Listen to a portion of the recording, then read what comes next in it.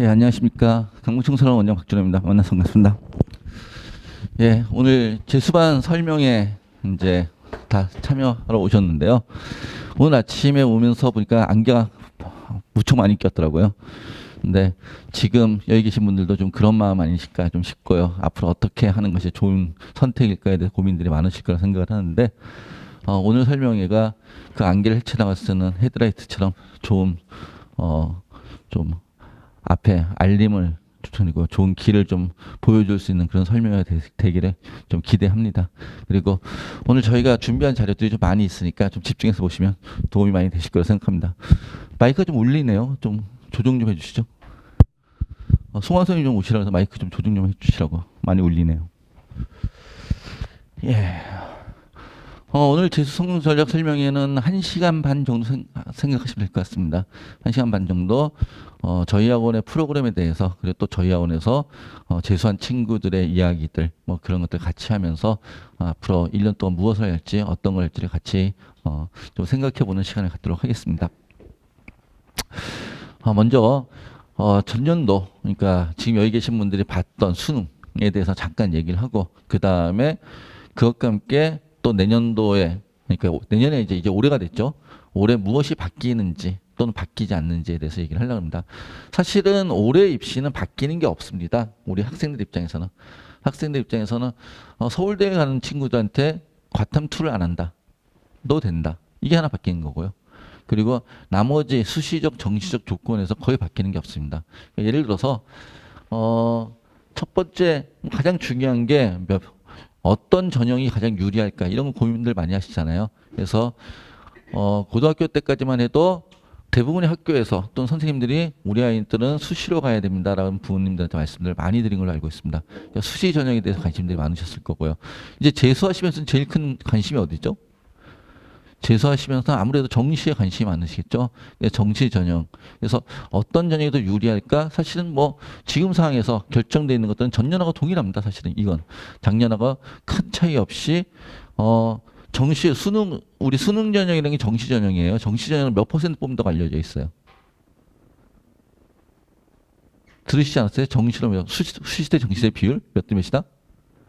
6대 4다, 이런 얘기 많이 들으셨을 거예요. 그래서 정시로 40%를 뽑을 거야 라고 얘기했는데, 사실은 전국 대학으로 보면 그렇지 않습니다. 전국 대학으로 보면 정시는 20%밖에 안 됩니다. 21%. 근데 우리가 재수를 할 때 보통 생각하는 대학이 어디예요? 재수할 때 보통 생각하는 대학이 서울 소재 상위 한 15개 대학 이상을 가려고 생각하는 거잖아요. 서울 소재 상위 15개 대학 이상을 보면, 거기만 보면 정시로 뽑는 인원이 40%다 라고 이해를 하시면 될 것 같습니다. 그래서 상위권 대학일수록 정시로 많이 뽑는데 정시로 40% 정도를 뽑아. 근데 그 인원이 올해랑 크게 변화가 없어 라고 얘기를 하는 겁니다. 그럼 올해랑 크게 변화가 없다는 게 무슨 의미냐면은 대학을 할 때 경쟁률이 높은 게 유리합니까? 경쟁률이 낮은 게 유리합니까? 어떤 게 유리하죠? 경쟁률이 낮은 게 유리하죠. 그럼 우리 아이들한테는 어떤 전형이 제일 유리할까요? 봤더니요, 올해 입시를 잠깐 살펴보겠습니다. 위에는 정시 전형, 아래에는 수시 전형인데, 우리 고3 때 수시 전형이 유리해, 이런 얘기 참 많이 들으셨을 텐데, 수시가 유리한가요? 2021년대 수시 전형이 14대 1 정도 됐어요. 에코가 들어가나 봐요. 약간 소리가 약간 그런 게 들려요. 14대 1 정도 됐고, 2025년대 15대 1, 2023년대 16.57대 1이에요. 점점 수시 경쟁률은 어때요? 높아지고 있죠. 에이, 논술만 높은 거 아닐까요? 실제로 볼까요? 올해 논술 경쟁률이 38대 1이었고요. 교과 11대 1, 학종은 13대 1 정도 됐어요. 그러면 역시 경쟁률이 기본 10대 1 이상이라는 거죠, 수시는. 근데 정시 경쟁률 한번 보세요. 정시 경쟁률 봤더니, 소리 뒤에 잘 들리시나요? 정시 경쟁률 봤더니 뒤에 이게 2023년도 여러분들이 지금 고3 때 경쟁률이에요. 자, 서울대. 근데 서울대 경쟁률은 해마다 3.82, 4.14, 3.18, 연대 3.94, 4.7, 3.72, 고대 3.85, 3.72, 3.70, 그 다음에 서강대 3.81, 5.44, 4.97, 뭐 성균관대 4.08, 한양대 4.77. 점점 어때요? 내려가고 있죠? 수시 경쟁률은 점점 어떻게 하는데? 올라가고 있는데, 정시 경쟁률은 내려가고 있어요. 이 이유는 뭘까요? 일단 1. 학생 수가 줄어들었다. 2. 그것보다도 전년도가 올해가 같다 그랬어요. 전년도 올해가. 이제 작년 고3들과 여러분들이 현재 올해 수능 볼 사람들이 같은 조건이니까 같은 조건이 이 조건이란 뜻이에요. 왜 이렇게 됐을까? 상위권 대학은 아까 뭐라 했어요? 정시가 늘어났잖아요. 몇 퍼센트로? 40%로. 무슨 얘기인지 이해되시나요? 정시가 40% 늘어나다 보니까 뽑는 인원이 늘어나니까 당연히 얘의 경쟁률이 줄어들죠. 그러면 현재 재수를 기대하신 여러분들 입장에서는 정시가 더 유리해졌다, 불리해졌다? 불리할 게 없다라는 얘기죠. 불리할 게 없다. 작년엔 고3의 입장이었으니까, 고3 입장에서는 내가 수시 대응만 했었으니까 정시 경쟁력, 수능 경쟁력을 획득하지 못했으니까 정시가 경쟁률이 낮은 게 나한테 그렇게 의미가 없었어요. 근데 이제 오랜 재수하면서 수능 경쟁력을 획득할 거니까 그러면 정시가 경쟁률이 낮은 게 의미가 있겠죠. 무슨 얘기인지 이해되시나요? 자, 제가 이 말씀 드리면서 한 말씀 더 드리고 싶은 게 있는데 저는 사실은 제가 여기 저희 학원은 재수학원이기도 하지만은 고등학교 1학년, 2학년, 3학년을 갖추는 또 고등부 학원이기도 해요.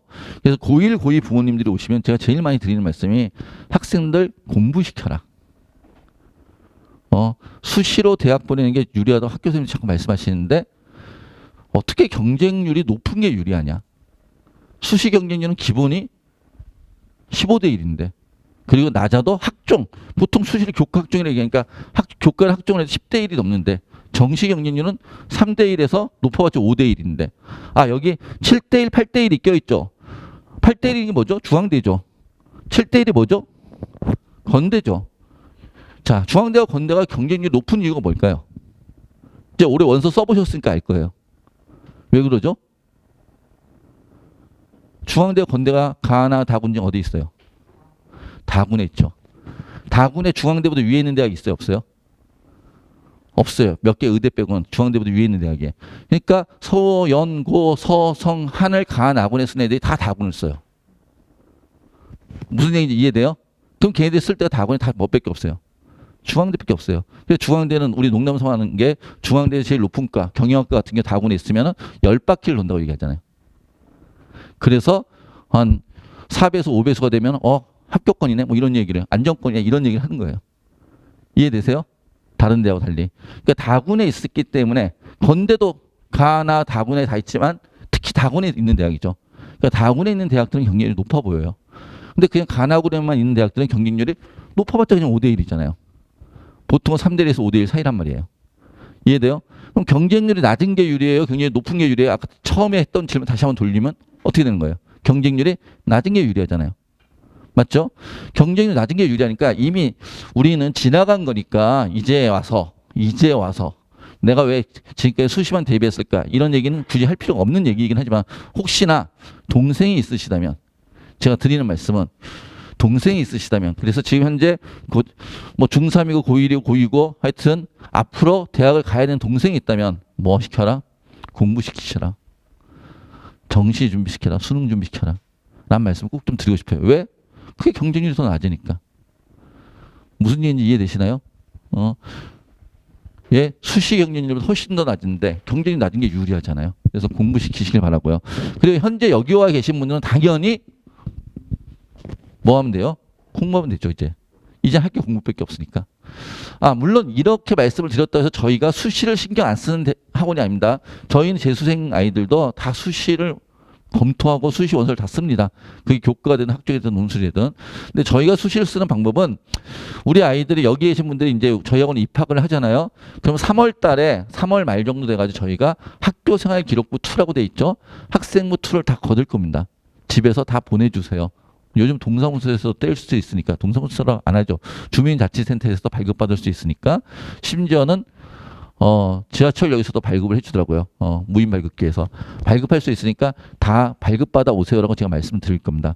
그럼 그때 발급받아 오세요. 발급받아 오시면 저희 담임 선생님들이 전문 컨설턴트들이에요. 유료 컨설팅을 진행하는 돈 받고 컨설팅하는 전문 컨설턴트들이에요. 그런 분들이 대치동 가면 돈 내고 해야 되는 분들이 저희 담임들을 맡으셔가지고 우리 학생의 담임들을 맡으셔 그 학생을 다 검토할 겁니다. 다시 다 검토해서 이 학생이 학생부로 어느 대학을 갈 수 있을 만해. 교과로 어디 갈 수 있을 만해. 학종을 어디 갈 수 있을 만해를 저희가 3월 때 그걸 다 걷어서 우리 담임선생님들이 그걸 다 표시해 놓을 겁니다. 표시해 놓고 그리고서 그 학생한테 그 얘기를 언제 해줄 거냐면 8월 달에 해줄 겁니다. 왜 그런지 아세요? 내년도에 우리가 얘가 어디 갈 수 있을 것 같아 학생부로 라고 판단했다고 할지라도 학생들이 뭘 할 수 있는 게 있어요 없어요? 학생부가 더 이상 바뀌어요 안 바뀌어요? 학생부가 더 이상 안 바뀌잖아요. 무슨 얘기인지 이해되세요? 학생부가 안 바뀌면 그럼 그 학생의 학생부는 어떻게 써먹을 거냐? 이때 써먹는 거죠. 자, 내년에 올해 자꾸 내년이 되라고 얘기하네. 올해 우리 학원에 들어와가지고 계속 공부를 하면서 매월 모의고사를 볼 거예요. 매월 모의고사 보고 매주 미니 모의고사를 볼 거예요. 이따 다시 얘기하겠지만 매월 모의고사, 매주 미니 모의고사를 볼 텐데 그때마다 그 성적들을 저희가 계속 기록하고 관찰하고 또 학생의 학습 태도도 관찰하면서 대략 학생 학습 태도를 보면 얘가 점수가 올라갈 아이인지 점수가 안 올라갈 아이인지가 보이겠죠, 사실은. 성실한 아이인지 그렇지 않은지에 따라서 또는 어떤 데 재능이 있는지에 따라서 집중도를 저희가 1년 동안 관찰하다 보면 집중력이 어떤지 그런 걸 보면 대충 점수가 보입니다, 사실은. 뭐 학생한테 얘기하진 않겠지만은 그런 걸 보면서 저희가 추정을 합니다. 수능 점수들이 이 정도 점수로 매월 점수가 변해가잖아. 그럼 수능이 이 정도일 거야라고 추정을 하는 거예요. 수능이 추정을 하는데 제가 말씀드리려고 하는 건 뭐냐면 아까 학생 검토했댔잖아요. 학종이든 교과든 검토했더니 이 학생이 예를 들어서 국민대를 갈 정도의 학종이나 교과 점수가 나왔어요. 국민대를 갈 정도의 학종이나 교과 점수가. 그런데 이 친구가 모의고사 성적을 봤더니 계속 한양대나 성균관대 정도를 가야 성균관대나 한양대 정도를 갈 모의고사 성적이 나오고 있어요. 공부를 열심히 해가지고. 그리고 그 정도로 갈 거라고 추정이 돼요. 그럼 국민대를 학종이나 교과로 쓰실 거예요? 안 쓰실 거잖아요. 무슨 얘기인지 이해되세요? 그때는 이 학생부가 의미가 있는 학생부예요? 의미가 없는 학생부예요? 의미가 없는 학생부죠. 수시로 쓰려면 어떤 수시로 쓰겠어요? 논술로 쓰겠죠, 이제. 한양대, 성균관대 이상의 논술을 쓰지 않겠어요? 수시 전략이? 무슨 얘기인지 이해되시나요? 그런데 우리가 계속 관찰했는데 얘가 국민대 정도를 갈 점수야. 우리 3월 때 검토를 해봤더니. 그런데 모의고사 점수가 계속 나오는 걸 봤더니 얘가 국민대 가기가 힘들 것 같아. 국민대보다 좀 아래 대학을 갈 것 같아. 모의고사 수능 성적이. 그렇게 추정될 수도 있잖아요. 그럴 때는 국민대를 써야죠. 수시에서. 무슨 얘기인지 이해되시나요? 그럼 국민대를 쓴다 안 쓴다의 결정은 얘 학생부로 결정해요? 아니면 얘 수능 예측 점수로 결정해요? 수능 예측 점수로 결정하죠. 무슨 얘기인지 이해되십니까? 즉 수시 원서의 제1원칙은 학생의 평소 모의고사 성적이 어떻고 그다음에 수능 예상 점수가 뭐가 되느냐에 따라서 얘 결정이 되는 거예요. 근데 우리 부모님들이 많이 착각하시기에 고3 때 얘 수능 점수가 아니라 그냥 학생만 딱 보고서 얘가 어디 갈 수 있어요. 이거 써야죠. 이렇게 말씀하시는 분 되게 많다는 얘기예요. 근데 앞으로는 그러지 않을 거라고요. 근데 그러지 않을지라도 다 검토해야죠. 그래서 3월 달 다 거둘 거예요. 다 걷어가지고 저희가 다 검토한 다음에 학생한테 8월 달까지 3월 달에는 아직 예측할 수가 없잖아요.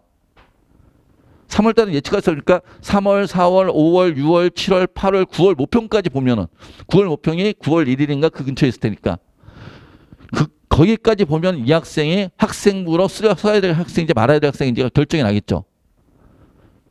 그러면 그때 얘기할 거라고요. 왜? 올해는 자기소개서도 안 써요. 그러니까 학생이 할 게 아무것도 없어요. 준비할 게. 무슨 얘기인지 이해되시나요? 그때까지 뭐만 하면 돼? 수능 점수만 올리면 돼요. 모의고사 점수. 이해되시나요? 그런데 미리 이 학생이 국민대 정도 갈 점수야 라고 저희가 담임들이 미리 얘기해 버리잖아요. 그러면 경험해 보셨겠지만 학생들한테 수시 얘기를 하는 순간 수능에 대한 집중력이 급격히 약화돼요. 그래서 수시 얘기가 나오는 순간 아이들의 수능에 대한 집중력이 급격히 약해지고 학습에 대한 열의가 사그라져요. 그래서 저희가 드리는 말씀이 끝까지 수능에 대해서 정시에 대해서 집중할 수 있도록 만들고 판단은 역시 안 하지 않는다. 하긴 할 거다. 라는 말씀을 드려요. 올해도 저희가 수시를 한 70명 합격시켰어요. 올해도 수시로 70명. 그중에 물론 논술도 있지만은 교과나 종합도 있단 말이에요. 교과나 종합으로 20명 이상 합격시켰고 논술로 한 4, 50명 합격시켰고 그래요.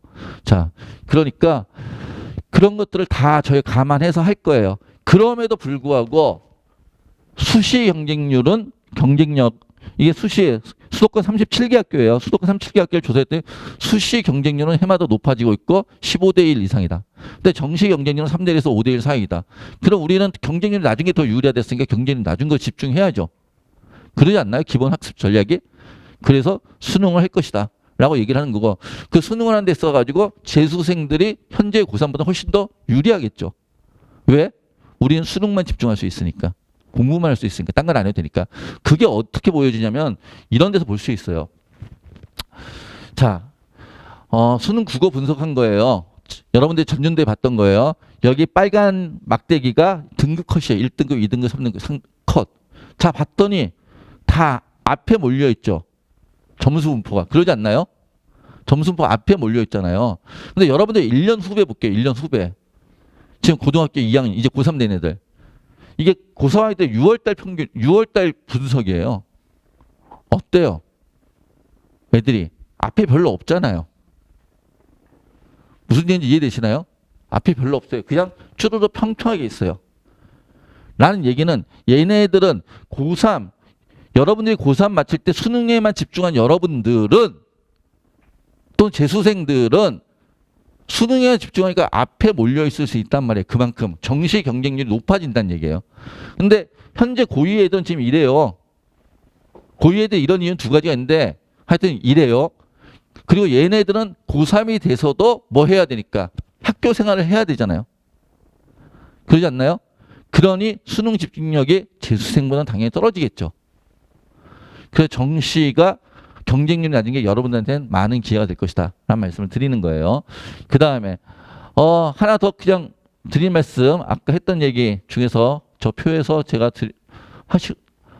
말씀드리고 싶은 게, 언매가 만점에 134점이었습니다. 화작이 만점에 130점이었습니다. 언매를 선택한 학생이 35%였어요. 옆에 화작을 선택한 애 65%였어요. 작년에는 언매를 선택한 학생이 30%였어요. 화작을 선택한 학생이 70%였어요. 그럼 작년보다 올해, 그러니까 여러분 세대가 화작은 줄고 언매가 늘었다. 어느 정도? 5%. 이렇게 말씀드릴 수 있겠죠. 내년은 어떻게 될까요? 올해는, 이제 돌아오는 해는 제 예측은 언매가 좀 더 늘 거다. 화작이 좀 더 줄 거다. 왜? 작년보다 올해 만점자의 화작, 언매와 화작의 차이가 좀 더 커요. 그럼 다 만점 맞지 않겠지만은, 자, 저런 걸 보면서 약간 언매로 좀 더 쏠리지 않을까라는 생각을 해요. 그런데 그게 얼마만큼 많이 갈지는 잘 모르겠어요. 얼마나 많이 갈지 모르는데, 작년과 올해 넘을 때 5% 정도 언매가 늘었는데, 올해도 한 5% 정도 늘어나지 않을까 하는 게 저의 개인적인 생각이에요. 1년 뒤에 그게 진짜 맞을지 안 맞을지 모르겠어요. 그리고 제가 말씀드린 건 그래서 언매를 선택해라, 화작을 선택해라 이런 말씀을 드린 건 아니에요. 언매는 어떤 학생들이 선택해요? 언매가 화작보다 더 점수가 높은 이유가 뭘까요? 만점자의 비율이 높은 이유가. 만점자의 점수가 높은 이유. 교육과정 평가원이 저걸 모르지 않을 거잖아요. 근데 언매가 더 높은 이유. 공정하기 위해서요. 무슨 얘기인지 이해되세요? 공정하기 위해서. 공정하기 위하다는 게 무슨 얘기일까요? 언매의 학습량이 화작의 학습량보다 많아요. 만점을 받기 위해서. 만점을 받기 위해서 공부를 해야 되잖아요. 근데 우리 국어선생님 물어봤더니 언매의 학습량이 화작의 학습량보다 한 1.3배 정도 공부를 더 해야 된다고 그러더라고요. 그 시간을 더 쓰는 아이들한테 보상해 주는 거예요. 무슨 얘기인지 이해돼요? 그럼 우리 아이도 시간을 더 쓰게 하고 보상받게 하면 되겠네 라고 생각하실 수 있어요. 부모님들 생각은. 근데 그렇지 않아요. 대학은 이제 정시 원서 써보셨으니까 아시겠지만 수시만 생각하시는 분들은, 그러니까 수시적 관점과 정시적 관점이 다른 건데요. 수시적 관점은 뭐예요? 수능의 역할이? 최저를 통과하는 게 수능의 관점이죠. 맞죠? 그러니까 두 과목만 공부하면 되잖아요. 세 과목만 공부하면 되든지. 그러지 않나요? 세 과목만 공부할 때 상위권 대학은 세 과목만 공부하면 되고 중위권 대학은 두 과목만 공부하면 되잖아요. 최저만 통과하면 되니까. 그런데 수능은 세 과목으로 두 과목으로 대학이 뽑나요? 그러지 않죠. 웬만한 중상위권 대학은 지금 하위권 대학이 아닌 이상 웬만한 중상위권 대학은 전부 다 네 과목을 다 반영하잖아요. 그러니까 수능은 총점 반영이라고 해요. 물론 반영 비율이 다르지만. 국어, 수학, 영어, 탐구의 반영 비율이 다르긴 하지만 총점 반영이에요. 그러니까 네 과목을 다 공부해야죠. 수능은. 이해되세요? 자, 내 과목을 다 공부해야 되는데 엄매를 공부하느라고 화작의 공부량보다 엄매의 공부량을 늘린다라고 하는 말은 그럼 다른 과목의 공부량을 줄일 수밖에 없잖아요. 무슨 얘기인지 이해되세요? 그래서 엄매에서 얻는 만큼의 점수를 다른 데서 까먹을 수도 있다는 뜻이에요. 그냥 단순히 엄매 공부하는 게 유리할 것 같아가 아니라 얘가 학습량이 더 늘어나면 다른 데 학습량이 줄어들지 않을까 이런 것까지 감안하시면서 선택하셔야 된다라는 말씀을 드리는 거예요. 자, 그 다음에 마찬가지로 이게 여러분들이 봤던 수능의 점수 분포예요. 여기서 이제 파란색이 등급컷이에요. 그래서 수학 등급컷인데 미적분 만점이 145점. 그다음 확통과 기하가 올해는 만점이 똑같이 나왔어요. 142점이요. 똑같이 나왔는데 자, 선택이 또 달라지고 있죠. 선택이 작년에 선택이 몇 대 몇이었냐면 5대 4대 1이었어요. 아니, 5대 4대 1이었어요. 5대 4대 1. 그 5대 4대 1인데 5가 뭐였냐면 확통이었어요. 그리고 4가 미적. 기하가 10% 나왔었어요, 작년에. 근데 올해는 어떻게 됐어요? 올해는 확통과 미적이 48대 45예요. 그러니까 작년에 50대 40이었는데 그 미적 선택자가 늘었다는 뜻이죠. 그러지 않나요? 미적 선택자가 늘었어요. 그 다음에 기하가 작년에는 거의 10%였는데 올해는 기하가 6% 선택했어요. 그러니까 기하 선택자가 줄었다는 얘기죠. 그러니까 이 얘기는 무슨 얘기냐면 확통 선택자는 약간 줄고요. 기하 선택자들 대부분이 기하 선택자들 중에 한 40%가 미적으로 넘어갔어요. 그런 얘기예요. 문과 이과의 비율은 거의 비슷하고요. 사탐과 가탐의 비율을 봤더니요. 사탐과 가탐의 비율을 봤더니 작년에 사탐과 가탐의 비율이 51대 49 정도로 사탐의 비율은 더 높았어요. 그러니까 문과 학생이 좀 더 많았다는 뜻이에요. 작년에는. 근데 올해는 사탐과 가탐의 비율이 1대 1이에요. 47대 47 이렇게 나오더라고요. 물론 직탐 같은 게 껴있고. 무슨 얘기인지 이해되세요? 그러니까 예전에는 그러니까 점점점 지금 이제 문과랑 이과 이런 표현 안 쓰죠. 통합형이니까. 통합형이니까 문과랑 이과 이런 표현 안 쓰고 미기과 선택자 이렇게 얘기해요. 미적분 기하 과탐 선택자. 이게 이제 전통적인 이과 선택자죠. 그리고 확통 사탐 선택자, 확사 선택자 뭐 이렇게 얘기를 한단 말이에요. 근데 확사 선택자의 비율이 좀 줄어들고 그다음 미기과 선택자의 비율이 늘어났다. 미기과들 중에서도 미적을 선택한 학생이 기하를 선택한 학생보다 훨씬 비율이 늘어났다라는 말씀을 드려요. 이해되세요? 여기서도 마찬가지로 미적분의 만점자가 더 높은 이유는 미적분이 그냥 우리가 30문제 중에서 미적분이 8문제예요. 선택 과목이 8문제인데 미적 그 8과목을 공부한 데 있어 8과목끼리만 비교하면 수원 수는 어차피 동일하니까 8과목 비교하면은 미적분을 공부하는 양이 확률과 통계를 공부하는 양이 2배를 공부해야 돼요. 어떨 땐 2배 이상을 공부해야 돼요. 미적분이 확률과 통계 2배 이상을 공부해야 돼요. 그러니까 그만큼의 학습량이 있으니까 그걸 보상해 주는 거예요, 사실은. 무슨 얘기인지 이해되세요? 그러니까 제가 상담하다 보니까 어떤 분이 유리한 거 선택하신다고 미적분이 애한테 유리할 거, 그러니까 제가 편집점에서 유리하니까 미적분 선택하고 사탐 선택하고 이렇게 오신 분이 계시는데 미적분과 사탐을 선택하면 무슨 의미가 있어요? 아무 의미가 없어요. 왜냐? 미적분과 사탐을 선택하는 순간 걔는 대부분의 사기권 대학은 미기과를 선택해야지 자연계를 선택할 수 있어요. 근데 미적분 사탐은 자연계를 선택할 수 없어요. 그럼 얘는 어차피 인문계열 학과를 선택해야 되는데 대학교 할 때 인문계열 학과를 선택하는데 미적분의 평균 점수가 높아 3점 높아진다고 하더라도 다른 과목의 평균 점수를 깎아먹으면 총점이 아까 대학 간 했잖아요. 총점이 떨어지면 어차피 못 가는 거잖아요. 그러니까 총점적 사고를 하셔야 된다. 이런 말씀을 드리는 거예요. 이해돼요? 그래서 제가 말씀드린 건 미적분이 높으니까 미적분을 선택하라 이런 얘기 아니에요.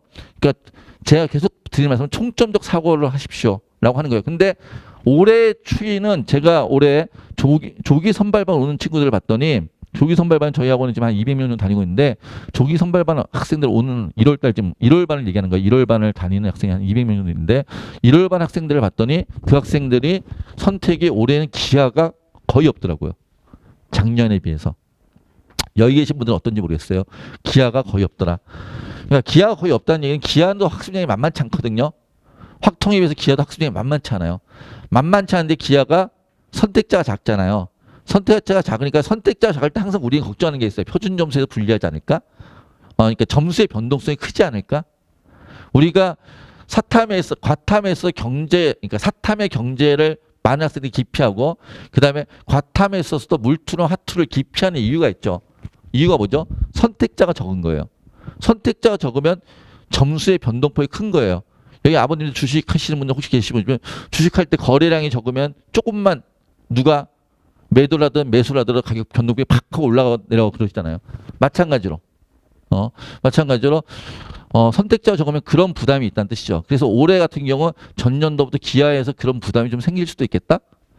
또 그런 것들을 아시니까 다 미적으로 점점 넘어오는 게 아닐까 이런 생각을 좀 하고 있어요. 그래서 여러분들도 혹시나 내년도에 또 뭘 선택하겠다 그러면 그런 부분에 있어서 좀 고민하시면서 혹시 변경하실 것들이 있어요. 뭐 올해 하던 것들 그냥 한다든지 뭐 미적으로 계속 한다 이런 건 문제가 안 되죠. 그런데 기아를 하셨던 분들이나 이런 분들은 좀 고민을 한번 정도 해봐야 되지 않을까라는 생각이 좀 있어요. 그래서 같이 한번 의논을 해본 거고요. 이게 고3이에요. 이게 현재 고2예요. 고2 6월달 아이들. 앞이 어때요? 텅 비었죠? 왜요? 학교 다니면서 시험 보니까 수능에 집중하지 않으니까. 이게 1번. 두 번째. 여러분들 혹시 들어보셨어요? 여러분 세대. 현재 고3인 여러분 세대가 단군 일의 최저 학력자였다는 얘기. 우리나라 반만년 역사의 최저 학력자였다. 라는 얘기 혹시 들어보셨어요? 여러분 세대가 그랬다는 거? 왜 그럴까요? 예, 코로나 때문에. 올해 제가 1월 조기 선발반 학생들, 아까 지금 다니고 있는 친구들을 상담하면서 느꼈던 건데요, 계속. 그 친구들 중에 중학교 때 그렇게 공부 잘했던 애들이 많더라고요. 중학교 때 전교에서 놀았다. 동네에서 얘 이름 모르면 간첩했다. 그런데 고등학교 올라와가지고 딱 코로나 시작해서 학교를 안 가기 시작했죠. 집에 혼자 있게 됐죠.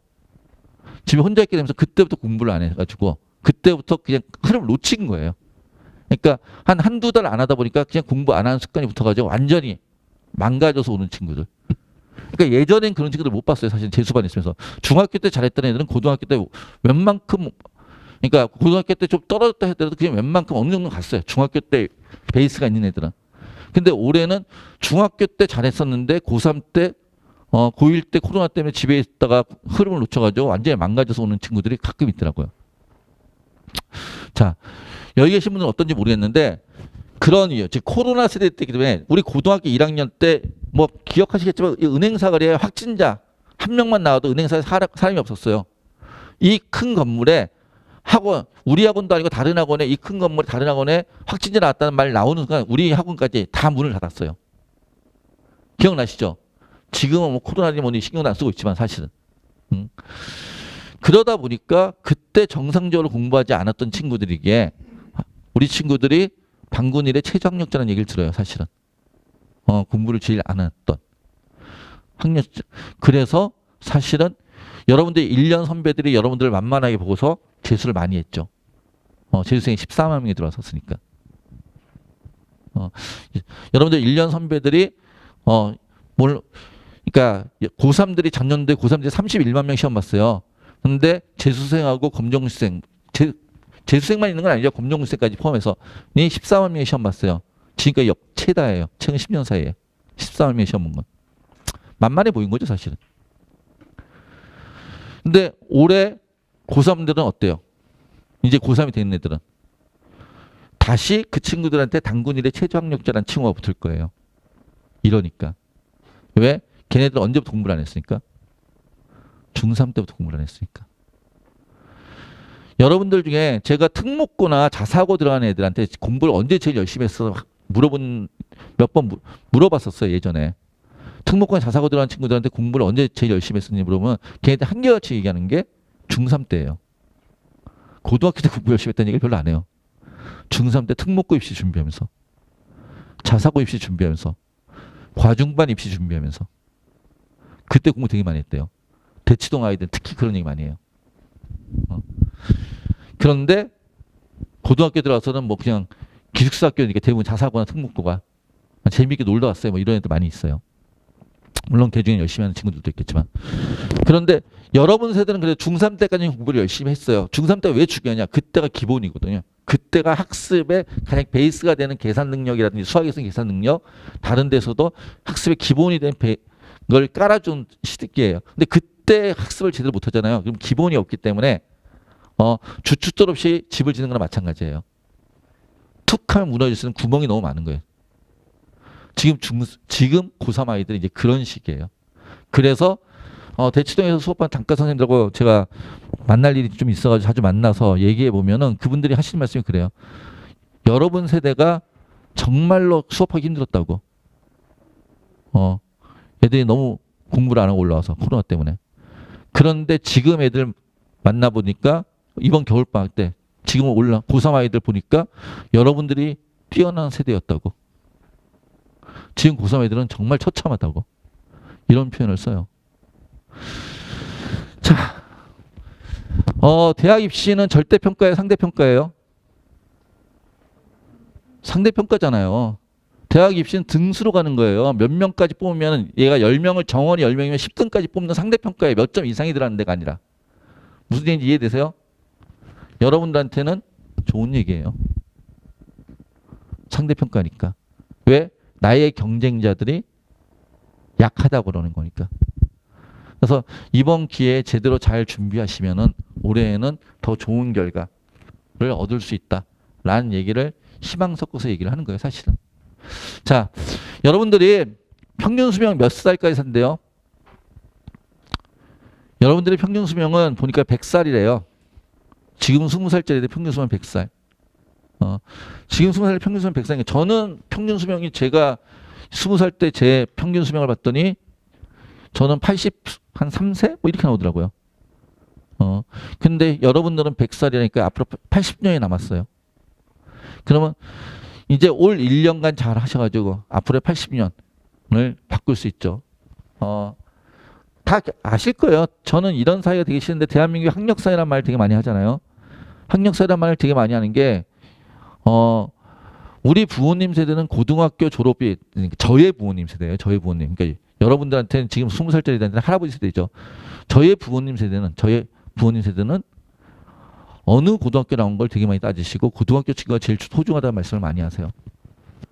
근데 제 세대는 제가 아마 여러분들의 여기 학생들의 학부모님 세대일 텐데 제 딸이 지금 재수를 하니까 그러니까 저의 세대는 고등학교 친구가 별로 없어요. 사실은. 서울에서는. 물론 시골 고등학교는 모르겠어요. 지방 고등학교는. 다 대학교 친구들이에요. 그게 왜 그럴까 생각을 해보면은 그런 거죠. 그러니까 저의 아버님 세대는 최종 능력이 고등학교였던 거예요. 그 시대의 대부분의 분들은. 근데 저희 세대는 최종 능력이 다 대학이에요. 그러니까 학교 어디 나왔어? 그러면 어느 고등학교 나왔다고 대답하지 않고 어느 대학 나왔다고 얘기하는 거잖아요. 그리고 내가 만나는 친구들도 다 대학교 친구들이고 왜? 나랑 같은 전공을 하는 애들하고 같이 어울리니까 사회에 나가서도 비슷한 길을 걸으니까. 그러니까 걔네들하고 얘기하고 소통할 길이 제일 많은 거죠. 내 고등학교 때 친구는 성적이 높은 애부터 낮은 애까지 그리고 다 과도 달라가지고 만나도 공통의 화제가 없으니까.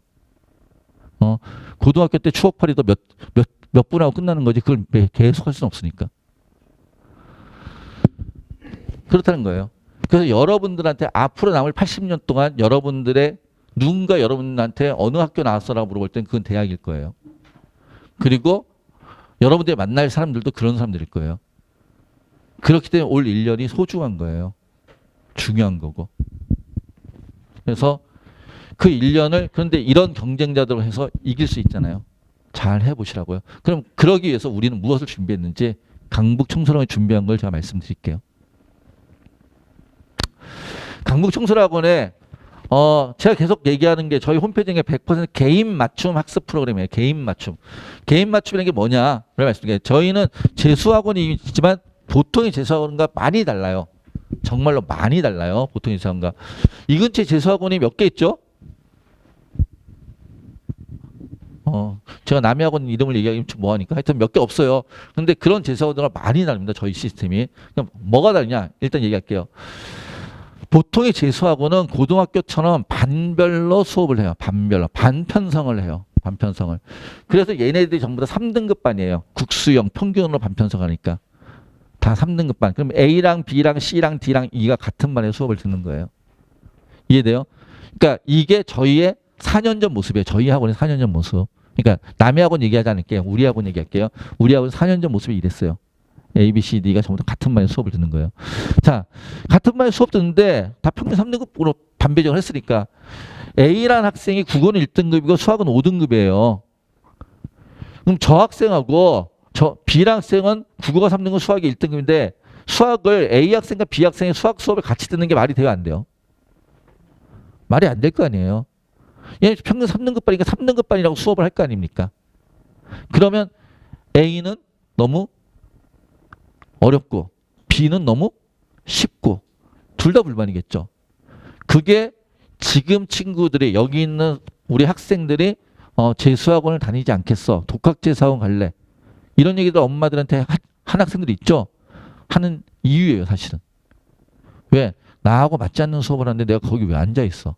그냥 나한테 맞는 수업을 들을래. 자, 그런 얘기를 저희도 4년 전까지 들었다는 얘기예요, 사실은. 그러면서 이러면 안 되겠다. 실제로 그러니까 우리가 그냥 이거는 너네는 3등급 반에서 같이 수업 놓고 강압적으로 때려버린 거죠. 강제한 거죠. 학생한테 진짜 도움이 되나? 아니라고 생각하는 거예요, 저희는. 그래서 저희 청소년학원 계열은 이거를 이제 바꾸자. 진짜 학생들이 원하는 걸로. 라고 해서 반을 없애버렸어요. 모두 같은 반, 모두 평균 3등급이라 같은 수업을 듣는데 아니, 우리 달라. 우리는 저 친구가 수학은 5등급 수업 듣고 A는 수학 5등급 반에서 수업 듣고 B는 수학 1등급 반에서 수업 들으면 되잖아. 그냥 반이 아니라 5등급 수업, 1등급 수업을 들으면 되잖아. 왜? 한 반에 놓고 쟤네들을 고문해? 저 고문이거든요, 사실은요. 듣기 싫은 수업 억지로 듣게 하는 거. 그래서 바꿨어요. 같은 반이 가능한 거야? 아니요, 가능하지 않습니다라고 저희는 생각하는 거예요. 또 한 가지. 수학만 얘기할게요. 수학만 했더니 수학이 100점 만점이에요. 수능이 100점 만점인데 수원이 37점 만점이에요. 수투가 37점 만점이에요. 11문제, 11문제, 8문제. 그리고 미적분이 26점 만점이에요. 이거 모르시는 분들 많더라고요. 그냥 수원 수투 미적분 줄 아는데 몇 점인지. 수원이 37점, 수투가 37점, 미적이 26점 만점이에요. 그래서 100점이 만들어지는 거예요. 근데 얘도 80점, 얘도 80점, 얘도 80점인데 한번 비교해 볼까요? B랑 C를 비교할게요. B하고 C. B하고 C를 비교했더니 B는 수원을 17점 맞았어요. C는 수원을 37점 맞았어요. 수원을 37점 맞았다는 얘기는 수원을 다 맞췄다는 뜻이에요. 무슨 얘기인지 이해되세요? 자, B는 미적을 26점 맞았어요. C는 미적을 17점 맞았어요. 미적을 26점 맞았다는 얘기는 얘는 미적을 다 맞췄다는 뜻이에요. 무슨 얘기인지 이해되시나요? 자, 그러면은 B하고 C가 같은 수원 수업을 듣는 게 말이 돼요, 안 돼요? 똑같이 80점이라고. 너는 둘 다 80점 맞았으니까 수학 실력이 같아. 그러니까 둘은 같은 수학 수업을 들어. 라고 얘기하면 될까요, 안 될까요? 안 되죠. B는 수원을 개념 수업을 들어야 되는 거고 C는 수원을 심한 수업을 들어야 되겠죠. 그러지 않나요? B는 미적을 심한 수업을 들어야 되고 C는 수원을 개념 수업을 들어야 되는 거죠. 미적을. 이해되시나요? 그래서 우리는 같은 과목에서 같은 점수를 받더라도 걔네들이 다 똑같다고? 그러지 않을 수 있어. 라고 생각을 하는 거예요. 그래서 수원과 수투와 미적도 수업을 다 쪼개놨어요. 국어도 마찬가지예요.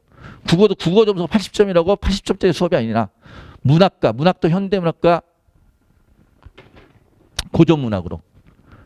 독서 쪽이 났어요. 독서도 예술 이런 쪽하고 그 다음에 예술 창작 이런 쪽하고 기술 과학 이런 쪽 그런 거 다 분리해가지고 다시 심화와 개념 수업들 다 쪼개놨어요.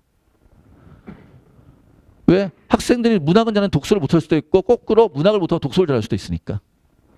무슨 얘기인지 이해되시나요? 그렇게 수업을 하는 게 맞겠다라는 게 저희의 생각인 거예요. 그런데 저희도 4년 전까지 얘네 다 똑같은 수업 듣겠어요, 사실은. 근데 지금은 그러지 않는다. 이게 100% 개인 맞춤 시스템의 핵심이에요. 그래서 이런 문제 제기에서부터 저희 프로그램이 시작됐다라는 말씀을 드리는 거예요.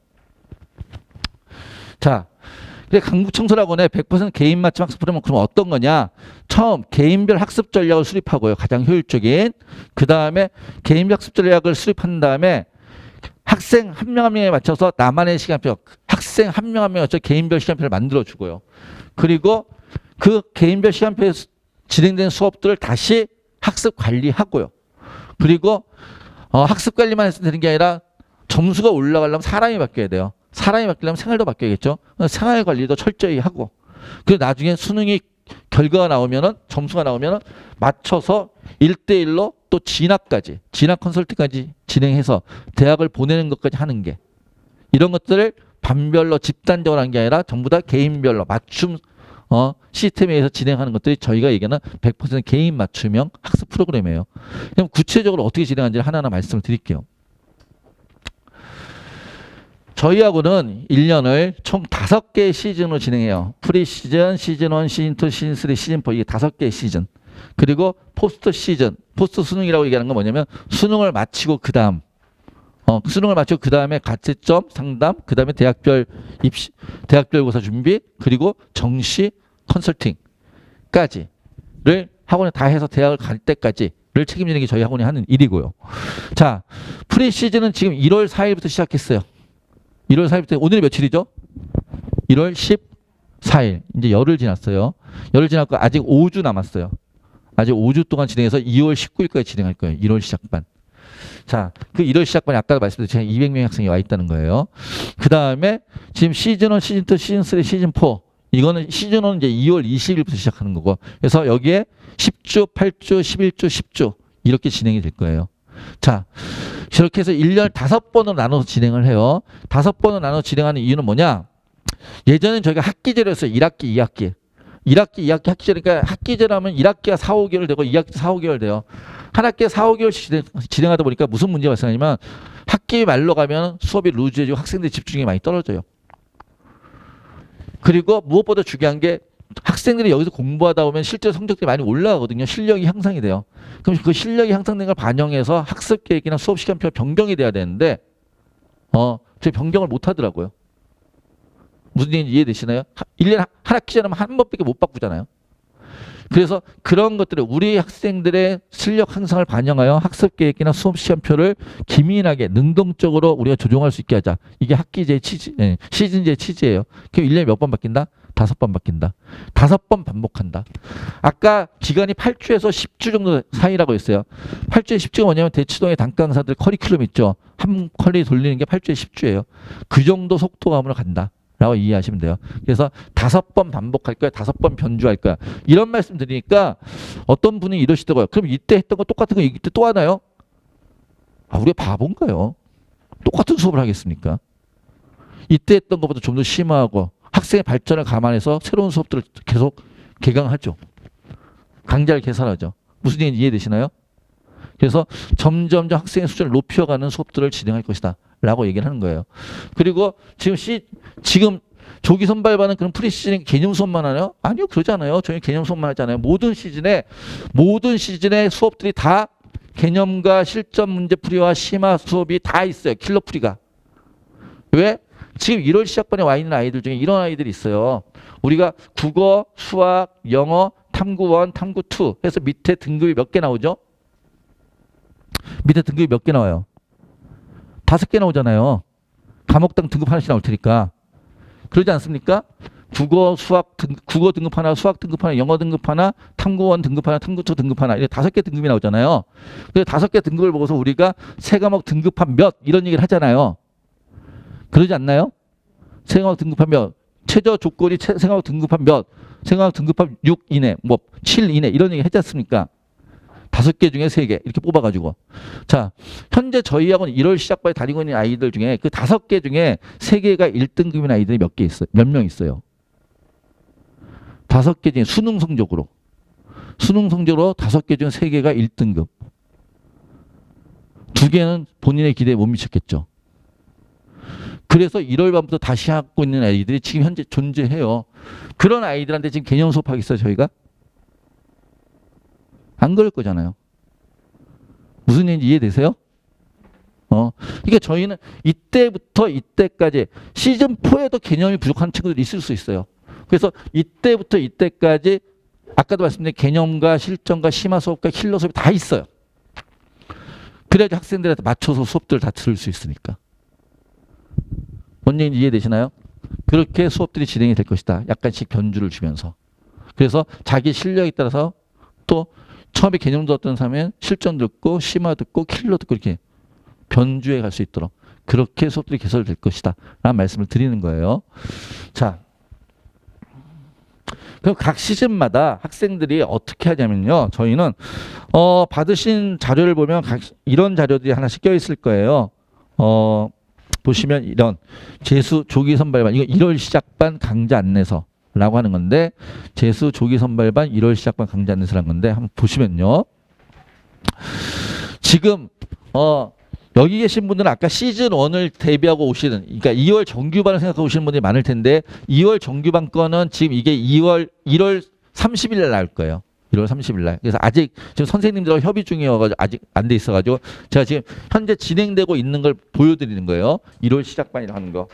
자, 1월 시작반 강좌 안내서를 보시면은 딱 열어보시면은 이게 수업 시간표가 이렇게 있죠. 수업 시간표, 이게 지금 1월 시작반 수업 시간표예요.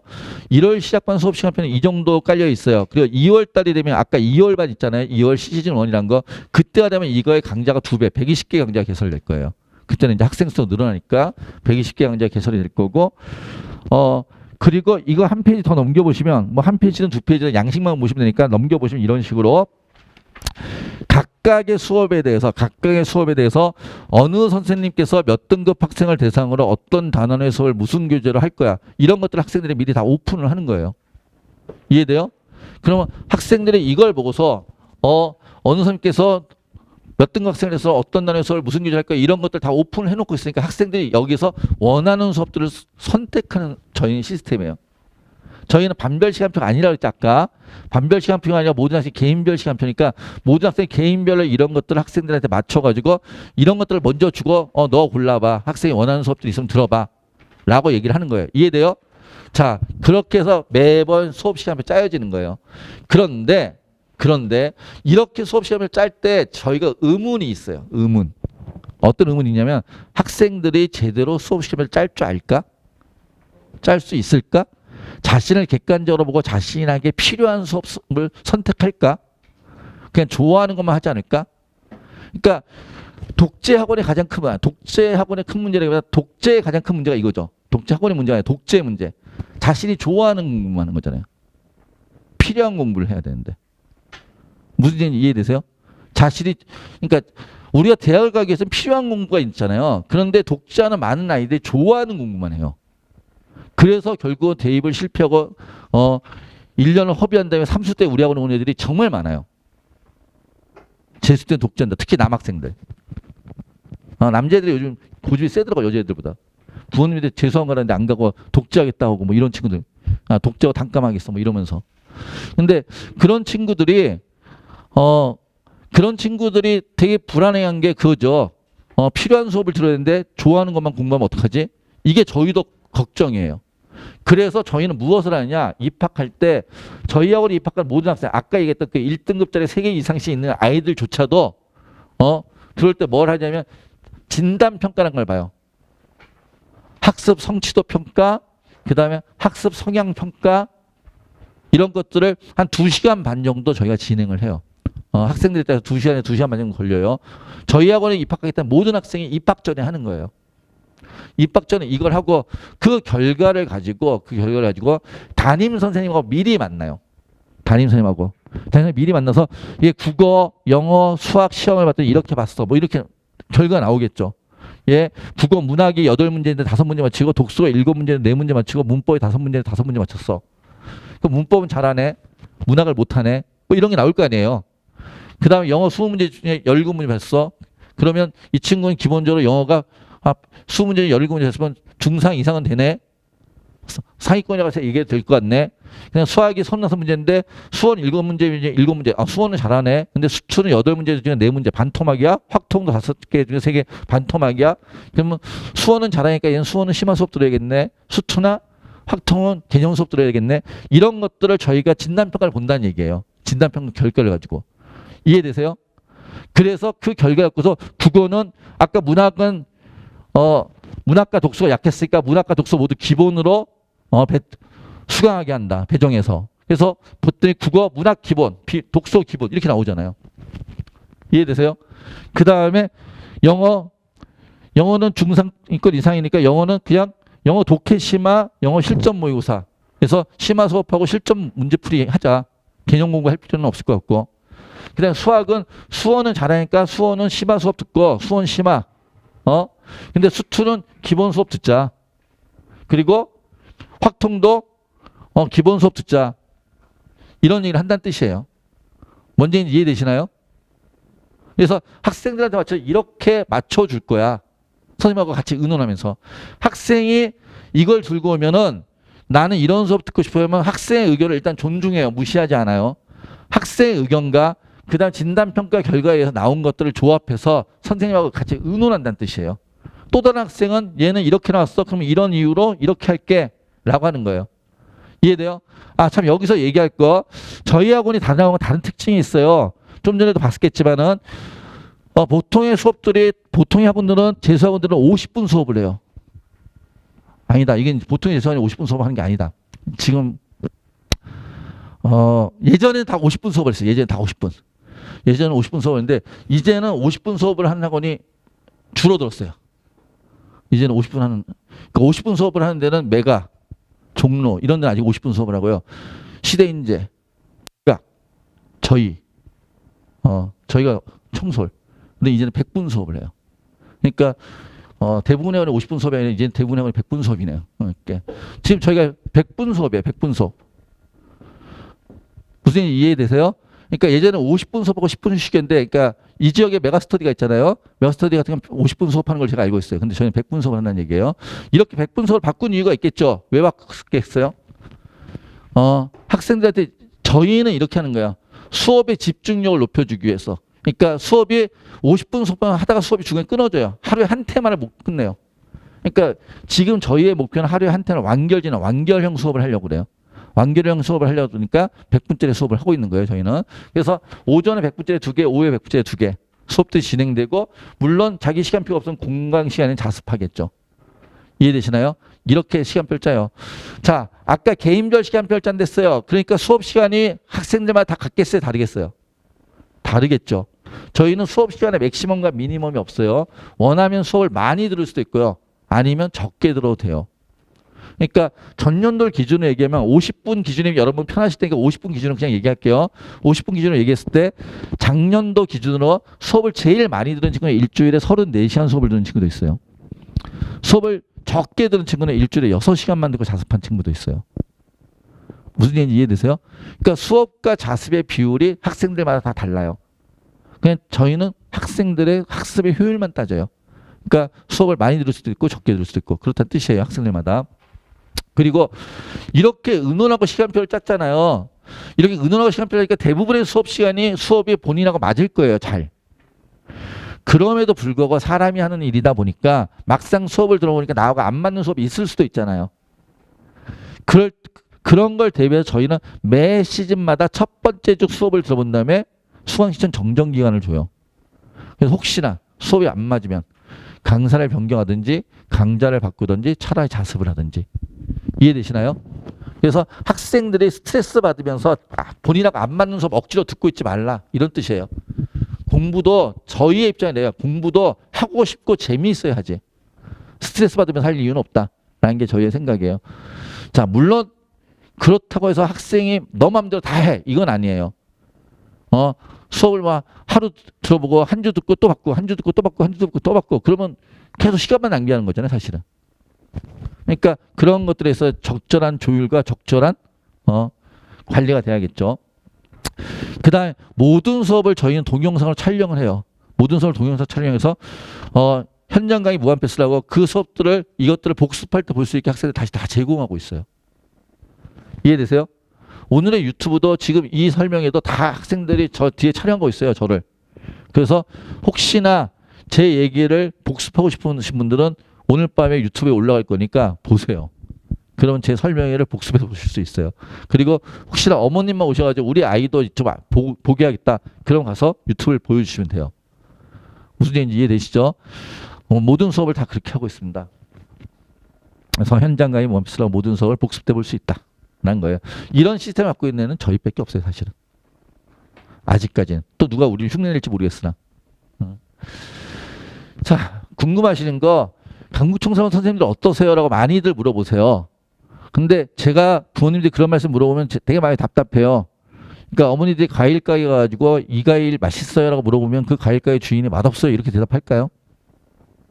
그러니까 저한테 가지고 여기 선생님들 수업 잘하시나요? 라고 물어보면 제가 우리 선생님들 수업 못하고요? 이렇게 대답할까요? 다 잘한다고 얘기하겠죠? 이건 대한민국의 모든 학원이 다 그렇게 얘기할 거예요. 저뿐이 아니라. 그래서 저는 우리 학생들이 쓴 글을 여기다 실었어요. 우리 학생들이 뭐라고 썼는지 강북청소년 현장 강의는 인강 혹은 독학으로는 절대 얻을 수 없는 몰입력과 집중력을 가지고 있다는 것을 느꼈습니다. 선생님들께서 모두 잘 가르치시고 나눠주시는 프린트도 퀄리티가 높으니 현장 강의에서 최대한 많은 것들을 얻어가셨으면 좋겠습니다. 이 친구는 올해 수시로 서강대 영문학부를 간 친구예요. 아까 저희 수시로도 많이 붙인다고 그랬잖아요. 올해 수시로 서강대 간 친구인데, 그러니까 이렇게 썼어요. 자, 여러분들이 청소학원에서 수업할 정도면 이렇게 이해하시면 돼요. 청소학원에서 수업할 정도면 우리 강사들의 피라밋이 있어요. 강사들의 피라밋. 저 밑에 있는 강사들, 저 밑이란 표현은 그렇지만 하여튼 강사들의 피라밋이 있어요. 그 피라밋의 최정점, 제일 꼭대기에 뭐 대치동 단가 1타 강사들도 있겠죠. 메이저 재수학원 강사들이 있는 거예요. 메이저 재수학원 강사들이. 저희 정도 메이저예요. 그래서 와서 직접 한번 수업을 들어보세요. 어떤지. 그러니까 보통 청소년 수업할 정도면 전국 상위 1%의 강사들이라는 표현을 써요.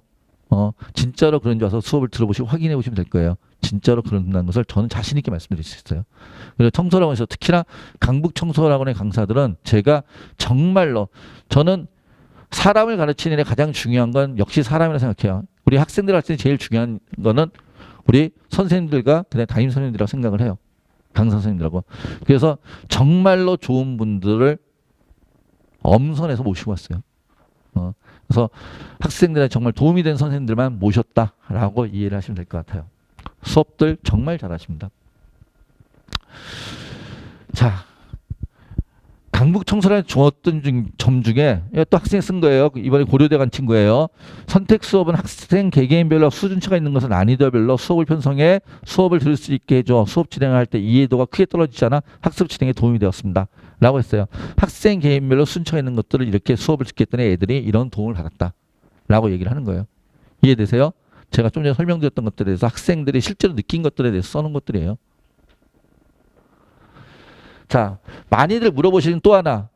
우리 아이가 궁금한 내용을 잘 질문할 수 있을까요? 라고 말씀들을 많이 하세요. 우리 아이가 궁금한 내용들 잘 질문할 수 있을까요? 그런 걸 대응하기 위해서 그냥 질문 잘 받아줄게요. 전 그렇게 얘기하잖아요. 우리가 준비한 시스템들을 말씀을 드릴게요.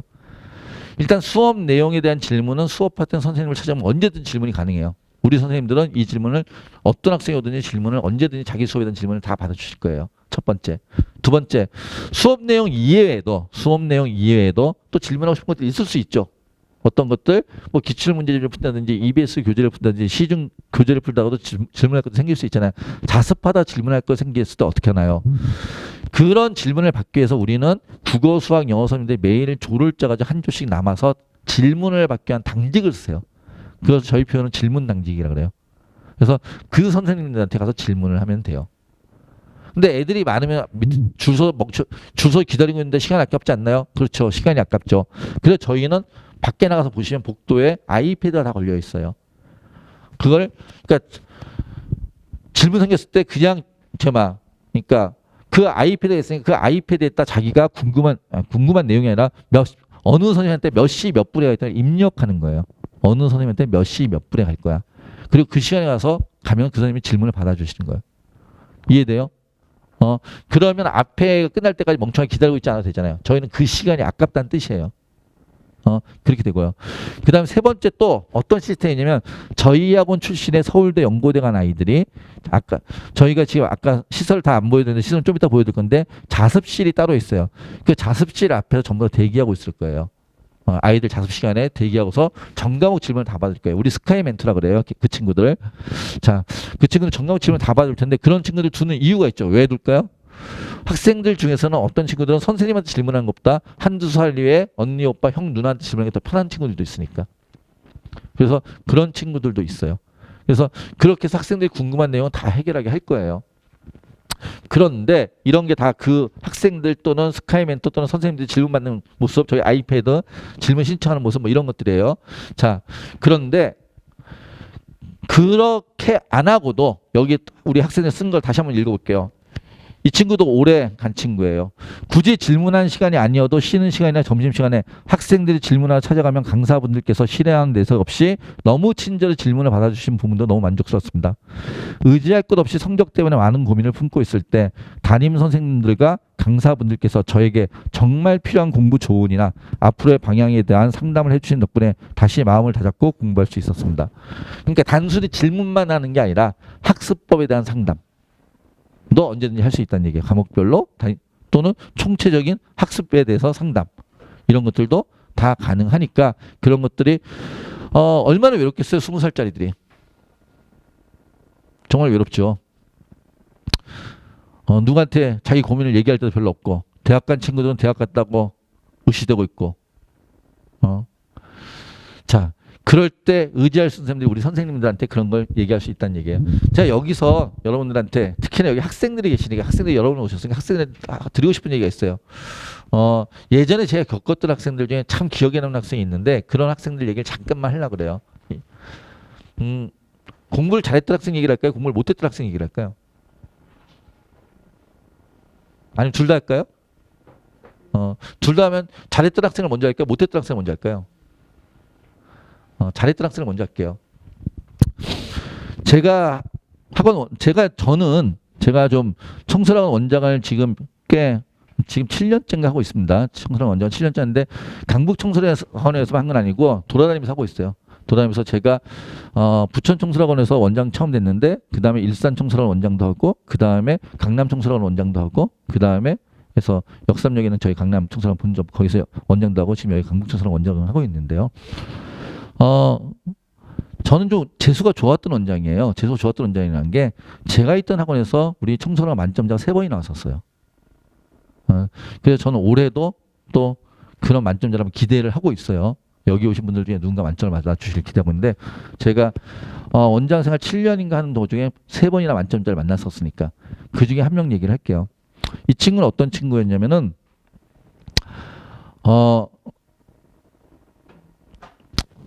공부를 잘했던 친구 얘기예요. 고3 때 성균관대 글로벌 경영이라고 혹시 들어보셨어요? 문과 부모님들은 아시겠죠? 문과에서 최상위 학과예요. 성균관대 글로벌 경영을 합격했던 친구예요. 고3 때. 그런데 등록도 안 하고 왔어요. 잘 이해가 안 되시죠? 걔네 아버님도 이해하지 못하셨어요. 너 미쳤냐? 너가 재수한다고 이것보다 높은 점수 한다는 보장이 어디 있다고. 근데 하여튼은 뭐 여기 부모님들 많이 계시지만 부모님들이 자식을 못 이기잖아요. 그러니까 자식의 고집을 꺾지 못했어요. 그래서 자식을 아들이 그냥 와서 재수하겠다고 왔어요. 와가지고 공부하는데 걔가 1년 동안 공부하면서 있잖아요. 걔는 국제고등학교를 나왔어요. 국제고등학교.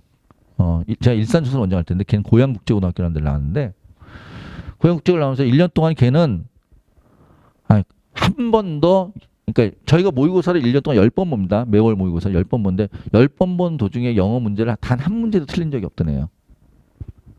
단 하나도 틀리지 않았는데 이 친구가 어떻게 공부했냐면 이 친구는 모의고사 마칠 때마다 영어 선생님을 찾아와요.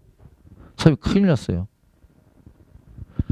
그러니까 영어 선생님들이 긴장하죠. 우리 학원에서 우리들이 알기로 영어를 제일 잘하는 애가 와서 맨날 큰일 났다고 그러면 오니까. 긴장하고 오는데 이 친구가 와서 긴장하면서 이런 얘기를 하는 거예요. 큰일 났어요. 왜? 뭐 큰일 났는데? 몇 개 틀렸는데? 했더니, 아니요, 틀린 건 없어요. 틀린 건데 왜 큰일 났는데? 아까 딱 한 문제 질문해요. 아까 어떤 문제를 풀다 보니까 보기가 3번하고 4번하고 헷갈렸어요. 그런데 제 느낌상 4번이라고 생각해서 4번을 찍어서 맞췄는데 3번이 왜 답이 아니에요? 이런 질문을 하러 오네요. 이런 얘기들 어머니한테 학생들 많이 들으셨죠? 진짜 그런 애가 있을까 싶죠? 있어요. 그러니까 옆에 있는 애들은 얼마나 걔가 재수가 없었겠어요. 자기들이 몇 개를 틀려도 질문하도 안 가는데 얘는 다 맞춰놓고서 다 맞춰놓고서 왜 정답이 이게 왜 제마 선지가 답이 아니냐 그런 걸 확인하러 가는 애니까 정말 재수가 없었겠죠. 그런 정말 재수없는 행위를 했던 애가 결국은 수능을 만점 맞았어요. 그리고 걔는 원하는 서울대 경영학과를 갔어요.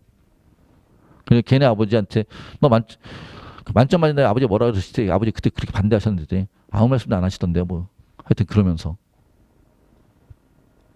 그러니까 재수는요. 대학을 못 가서 오는 게 아니에요. 못 가서 하는 게 아니에요. 여기는 여러분들도 올해 미달학교 엄청 많이 생긴다고 뉴스에 나오잖아요. 저기 바닷가 남해안 바닷가 어디 가면 미달학교 다 있어요. 아니면 충청부터 산속 어디 가면 미달학교 다 있고요.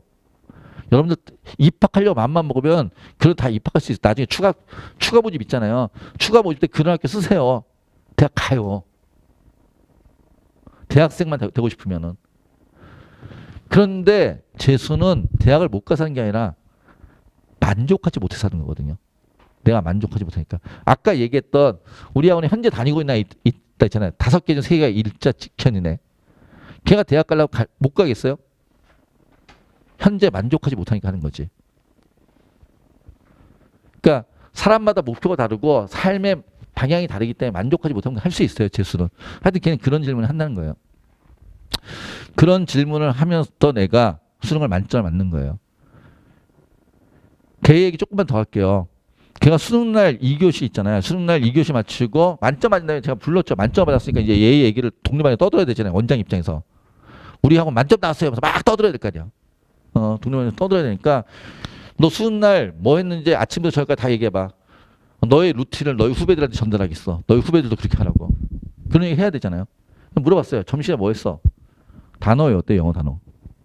그래서 제가 너무 기가 막혀가지고 넌 영어를 1년 동안에 한 문제도 안 틀리면 무슨 영어 단어를 외우고 그 시간에? 그랬더니 걔가 했단 말이 일반적인 단어장이 아니라 자기가 만든 단어장이 따로 있었는데 그걸 자기는 외웠다고. 왜? 그냥 독해나 문법은 제가 때려 받칠 수 있는데 단어는 모르면 끝이잖아요. 혹시 모르니까. 그러니까 그러한 철저함이 걔를 만점 만들었다고 생각해요. 또 한 가지 걔에 대해서 하나 더 얘기하면은 그 친구가 재수를 결심했을 때 몇 년 남았냐면은 재수 열심히 했다가 수능 때까지 한 250일 남았을 때예요. 2월 말에 왔으니까 250일 왔는데 그 친구가 그러니까 그때 온 이유가 성균관대 글로벌 경영을 등록할 건가 말 건가 계속 고민하다가 얼마나 고민이 되겠어요 그게. 계속 고민하다가 마지막 순간에 이제 포기하고 온 거예요. 마지막 순간에 포기하고 오느라고 2월 말에 왔는데 근데 걔가 2월 말에 그 결심하고 어느 날 버스를 타고 가는데 버스 안에서 이런 방송이 나오더래요. 인디언 속담 얘기가 나오더래요. 인디언 속담에 자기 소원을 10,000번을 얘기하면 이루어진다는 속담이 있더래요. 그래서 그 친구가 자기 속담을 나도 10,000번을 얘기해봐야지 하면서 250일 나왔으니까 하루에 40번씩 얘기하면 되겠다. 걔는 하루에 40번씩 서울대 경영학과 걔가 16학번이에요. 제가 15년도 원장할 때 만났으니까 서울대 경영학과 16학번 이름을 얘기해도 되나? 학성인데 김학성 서울대 경영학과 16학번 김학성 이거를 매일 40번을 집에서 나와서 제가 학원 셔틀 타러 갈 때 20번 학원 셔틀 내린 다음에 집으로 올 때 20번 매일 40번씩 얘기했다는 거예요. 그래서 결국은 소원이 이루어졌어요. 근데 저는 인디언 속담이 맞다고 얘기하는 게 아니에요. 여러분들 드리고 싶은 얘기는 뭐냐면 이 얘기에서 제가 느끼는 거는 매일 40번씩 그렇게 중얼중얼 거리면서 자기 소원을 얘기하는 아침 저녁으로 자기 소원을 20번씩 얘기하는 애가 술 먹으러 가진 않겠죠. 자기 목표가 그렇게 뚜렷한 애가 성대 글경을 버리고 온 애가 해이해지진 않을 거 아니야. 자기 목표를 위해서 최선을 다할 거잖아요. 술 먹으러 놀러 가고 이런 일을 함부로 하진 않을 거 아니에요. 물론 쉴 때도 있어야겠지. 쉴 때도 있어야겠지. 그런 걸 함부로 하진 않았을 거다. 그리고 그런 집념이 그 층을 만들었다라는 얘기를 하는 거예요. 이게 첫 번째 얘기예요. 공부 잘했던 얘기니까 별로 여러분들이 감흥이 없으신 것 같아요. 공부가 안 좋았던 성적이 안 좋았던 친구 얘기를 하나 할게요. 이 친구는 중학교 때 공부를 안 해가지고요. 고등학교를 실업계를 갔어요. 물론 실업계를 갔다고 공부를 다 못했던 친구는 아니겠지만 하여튼 중학교 때 공부를 본인은 안 했다고 그러더라고요. 그리고 실업계를 졸업하자마자 해병대를 지원해 갔어요. 해병대를 전역하고 저희 학원을 찾아왔어요. 그게 역시 2월 말 3월 초였어요. 찾아와가지고 공부를 하고 싶다는데 중학교 때도 공부를 안 했어요. 이 얘기 무슨 얘기냐면 수학을 하는데 인수분해가 안 되는 거예요. 그럼 인수분해가 안 되는 친구를 받을 수 있어요, 없어요? 없어요, 저희는. 왜? 저희는 재수학원이잖아요. 재수학원의 개념은 고등학교 3학년 때까지 공부를 한 다음에 정상적으로 수능까지 봤다는 전자에 우리는 수업을 하는 거예요. 물론 일부 특수한 수업들은 기초가 아주 모자란 수업들을 준비하고는 있지만은 근데 기본 전제는 그런 전제란 말이에요. 그러니까 야 너를 우리가 받아서 너한테 도움이 안 될 것 같아. 너한테 맞는 수업이 없어. 그래서 돌려보냈어요. 돌려보내려고 했어요. 돌려보내려고 했는데 애가 정말 이 학원을 꼭 다니고 싶다고. 제발 좀 다니게 해달라고 사정하는 거예요. 안 되는데. 넌 지금 인수분해도 안 되잖아. 인수분해를 한다면 그런 건 할 줄 알고 와야지. 중2, 중3 교과서에 이 정도는 풀어야 되는 거 아니야? 하면서 그냥 이 정도는 풀어야 되지 않느냐고 얘기하고 보냈어요. 근데 걔가 열흘 만에 왔어요. 인수분해 할 줄 안다고 이제 입학시켜달라고. 어떻게 했더니 중2, 중3 교과서 이 정도는 풀어야 되지 않느냐고 얘기했던 걸 다 풀었다고. 주변에 다른 학원도 많은데 꼭 우리 학원인 이유가 뭐야 했더니 하여튼 이 학원을 꼭 다니고 싶다면서 제 앞에서 거의 사정을 하면서 그러다 받을 수 없죠. 이제 그냥 중학교 거 끝난 거잖아. 우리 고등학교 과정까지 마친 애들이 오는데 안 된다 돌아가라. 근데 걔가 제 앞에서 거의 눈물 보이듯이 하면서 사정을 하더라고요. 그래서 너한테 정말 도움이 안 되는데 너 2주를 못 견딜 거야. 근데 자기가 책임을 지겠대요. 어떻게든 버티겠대요. 나이 들고 온 사내 놈이 또 그렇게까지 사정을 하니까 제가 학원 규율을 어겼죠. 그래 한번 해봐 그럼. 근데 2주는 못 버틸 것 같다. 날 원망하지 마라. 근데 걔가 그해 수능에 그러니까 올 9등급이었다는 뜻이에요. 사실은 입학할 때. 그해 수능에 112, 12 받고 한양대 경영학과 정시로 갔어요. 제가 너무 기가 막혀가지고 말이 안 되잖아요. 불렀어요. 너 군대에서 공부했냐? 그랬더니 걔 표현이 해병대는 병장도 공부할 수 없다고 그러더라고요. 그래서 그거 언제 공부했는데 여기 와서 공부한 게 다래요. 어떻게 했는데 해서 이런 설명회 때 걔를 앞에 세웠어요. 후배들한테 또 제 부모님한테 얘기해봐. 너가 어떻게 공부했는지. 제가 이런 기막힌 애였는데요. 얘기해보래. 그러니까 걔가 얘기하는 걸 제가 옆에 들었는데 이렇게 얘기하더라고요. 자기 집은 너무 어려워가지고 부모님이 자기를 도와줄 수 있는 게 올 한 해로 끝이기 때문에 진짜 아침에 눈 뜰 때부터 밤에 눈 감을 때까지 책만 봤다. 공부만 했다. 밥 먹을 때도 책을 들고 공부했다. 라는 뻔한 얘기로 시작을 했어요. 애들이 너무 그런 뻔한 얘기를 왜 들으려고 하겠어요. 근데 걔는 그게 진실이었으니까.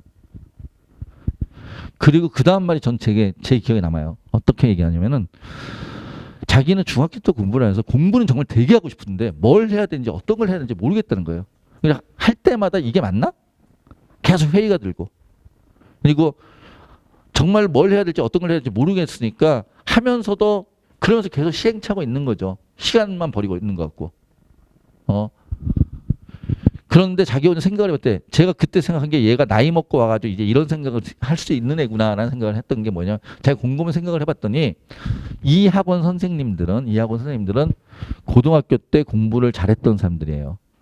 공부를 잘해서 대학교도 서울대 연고대 나온 사람들이에요. 다. 그리고 학생을 10년, 15년 이상 가르쳐서 학업에 대해서도 전문가들이야. 그리고 걔 마지막 날이 저를 빵 터지게서 웃었어요. 제가 설명할 때 옆에 서 있다 걔가 얘기하는데 무엇보다도 여기 다니는 학생들이 점수가 올라서 대학을 잘 가야지만 계속 먹고 살 사람들이에요. 무슨 얘기 이해되세요? 이 얘기? 그러니까 여러분들이 대학을 잘 가야지 내년에도 또 누군가를 소개해 줄 거 아니에요.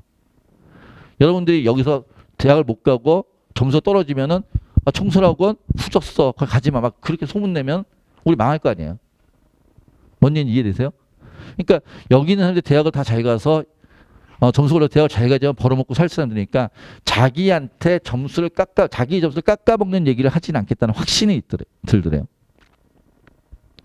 그래서 자기는 공부하다 궁금한 내용이 있으면 선생님들한테 다 찾아갔다는 거예요. 왜? 이 사람들은 내 점수를 올리려고 하는 사람들이니까. 그래서 올리려고 하는 사람들이 찾아가지고 선생님 저 이번에 이 책 끝났는데 그 다음에 무슨 책을 해야 돼요? 걔는 아무것도 모르니까. 지금 제가 이런 상황인데 어떤 공부를 해야 돼요? 이걸 계속 물어봤다는 거예요. 그리고 선생님들이 계속 그런 걸 물어보고 그 다음에 선생님들이 말씀해 주면 그것대로 공부를 했다. 그런데 주변에 점수가 안 나오는 애들을 봤더니 이러더라.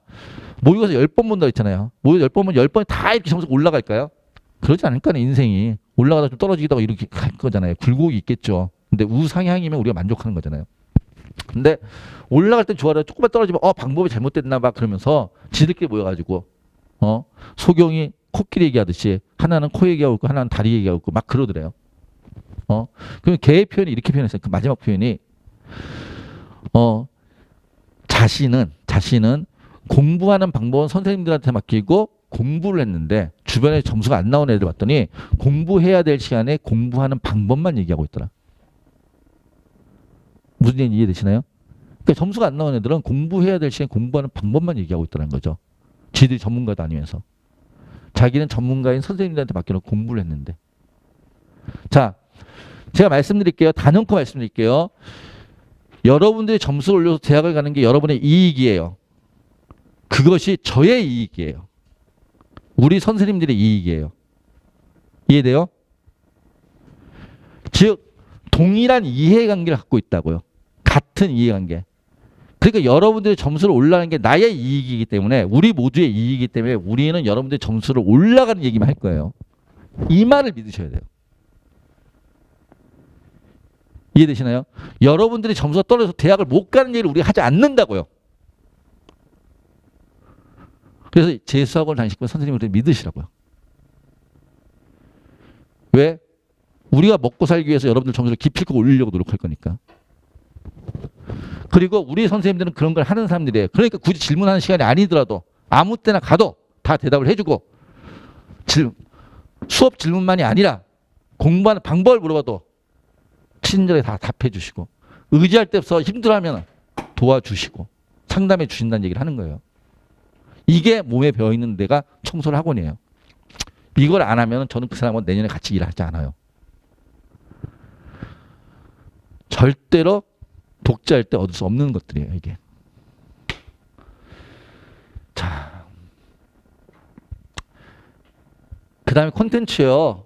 요즘 아이들이 옛날 한 10년 전에도 콘텐츠, 5년 전까지도 콘텐츠 얘기를 안 했어요. 근데 요즘은 콘텐츠 얘기를 워낙 많이 해가지고, 뭐, 서바이벌이다, 아니면 뭐, 정말, K 모의고사다, 뭐 이런 얘기를 워낙 많이 해가지고, 저희도 콘텐츠 얘기를 안 할 수가 없어요. 이게 매달 보는 모의고사 말고 매주 보는 미니 모의고사, 실전 모의고사 이런 모의고사들 있어요. 여기 안 들어가 있는 게 몇 개 있네요. 그렇죠. 저희 국어 같은 경우 우리 학원 자체 모의고사도 있고요. 자체 콘텐츠도 있고 이감도 쓰고요. 한수도 써요. 그래서 이런 외부 모의고사 좋다는 건 다 갖다 써요. 저희 아까도 말씀드린 저희는 학생 점수 올리게 목표로 했잖아요. 학생들 점수 올리려면은 시장에서 좋다는 것들 다 갖다 써요. 수학도 여기에다 우리 거만 있지만은 저희가 한석원 모의고사를 해마다 쓰고 있어요. 작년에 썼고 올해도 쓸 거예요. 하여튼 등등등. 시장에서 이런 모의고사들 실전 콘텐츠 미니 모의고사를 매주 봐요. 매주 보는데 이것들도 마찬가지예요. 양이 너무 많아요. 그런데 양이 너무 많은데 어디는 양이 너무 많은 걸 애들이 다 주더라고요. 학생들한테. 그래서 아마 들은 사람도 있을 거예요. 어느 학원은 콘텐츠비만 매달 40만 원씩 낸다고. 근데 매달 40만 원씩 받는데 그거 다 못 푸니까 자기가 풀 거 빼고 갖다 버리거나 당근에 올려 판다고. 그런 얘기 들으신 적 있을 거예요. 저희는 그러지 않고요. 양이 너무 많은 거를 매달 40만 원씩 받고 컨텐츠 팔지 않아요. 대신 뭐 하냐? 얘네들을 가지고서 이 다 많은 걸 다 주지 않고요. 과목마다 학생의 성적대에 맞춰 컨텐츠 제공이 될 거예요. 그래서 과목마다 학생 성적대에 맞춰 컨텐츠 제공이 돼서 충분하게 실전 연습할 수 있도록 만들어줄 거예요. 우리 학생이 쓴 걸 한번 읽어볼까요? 청소학원의 학습 컨텐츠도 많은 도움이 되었습니다. 일반적인 수능형 모의고사뿐만 아니라 시간 관련 모의고사, 고난도 모의고사 등 다양한 콘텐츠들이 있어 전략적인 문제풀이에 많은 도움이 되었습니다. 또한 이러한 양질의 콘텐츠를 학원에서 매주 시간을 정해 시행하기 때문에 수능 전까지 실전과 익히는 데도 많은 도움이 되었습니다. 라고 얘기를 하는 거예요. 이런 것들이 다 학원에서 진행되는 얘기들이다. 직접 학생들이 그러니까 커뮤니티 보면 가끔 우리 친구들 커뮤니티 같은 데 들어가 보는지 모르겠는데 뭐 청설 콘텐츠 뭐 이상해요 뭐 이런 글들이 있는 데가 있어요. 근데 걔네들이 다른 콘텐츠 어디 콘텐츠 좋아요 막 이런 글을 동시에 써요. 근데 우리 학생들이나 부모님들이 아셔야 될 게 동시에 쓸 수 없어요. 왜? 이것들 다 폐쇄형 콘텐츠라고 얘기하는 거예요. 폐쇄형 콘텐츠라는 표현이 뭐냐면 자기 학원에서만 쓰는 거예요. 자기 학원에서만. 그러면 소위 말해서 어디에 뭐 서바이벌, 어디에 K, 우리의 킬러, 이걸 동시에 쓸 수가 없어요. 그럼 걔는 세 학원을 동시에 다녔다는 얘기예요? 말이 안 되잖아. 저는 다른데 컨텐츠가 좋아요라고 글 올라가는 건 인정. 또 우리 컨텐츠가 나빠요라고만 쓰는 것도 인정. 근데 그걸 같이 쓰는 애들은 도대체 이거 뭐야? 알바? 라고 저는 생각이 든 거예요, 솔직히 말해서. 직접 다닌 애들은 좋다고 얘기를 하는데. 다녀보지 않은 애들이. 자, 그 다음에 마찬가지로, 저희는 담임 선생님 제도로 학생들을 관리해요. 담임 선생님 제도로 학생들을 관리하는 게 무슨 얘기냐면은, 저희는 이것도 저희가 다른 건 다른 건데, 수업하는 강사와 우리 담임 선생님이 분업화 전문화돼 있어요. 강사는 수업과 교과 상담과 학습 관련 질문들을 전담하고요. 그 다음에 전문 컨설턴트, 유료 컨설팅 하시는 분들이에요. 그런 전문 컨설턴트 선생님들을 담임으로 모셔가지고 그분들이 재수한 학생들이 제일 힘들어하는 게 뭐냐면 멘탈 관리예요. 다 쿠쿠다스 멘탈이에요. 조금만 줘도 바스락 것대요.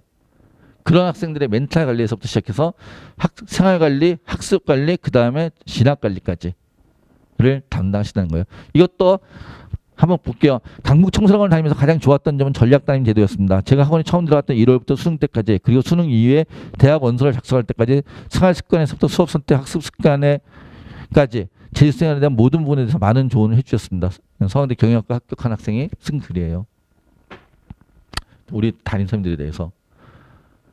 담임 선생님들이 학생들 상담하고 있는 모습들이에요. 수능 직전까지 저와 함께 길을 걸어주셨던 전략 담임 선생님이 정말 큰 도움이 되었습니다. 학습관리 조언이나 모의고사 상담 등 입시에 관한 직접적인 도움뿐 아니라 슬럼프가 왔을 때 심적으로 정신적으로 선생님께 큰 힘을 얻었습니다. 누구보다 학생의 상황을 잘 파악하시고 학생 입장에서 이해해 주시며 진심으로 학생의 대입을 위해 같이 고민하고 조언해 주는 담임 선생님이 계시다는 것이 어쩌면 강북 청소학원의 가장 큰 장점이라고 생각합니다. 저도 그렇게 생각해요. 강북 청소학원의 가장 큰 장점. 이게 관리다. 이런 게 장점. 관리가 단순히 조용히 하는 게 아니에요. 어머님들은 관리 어떻게 해주냐면 정수 관리만 말씀하시는데 학원이 당연히 조용히 해야죠. 그건 기본이고요.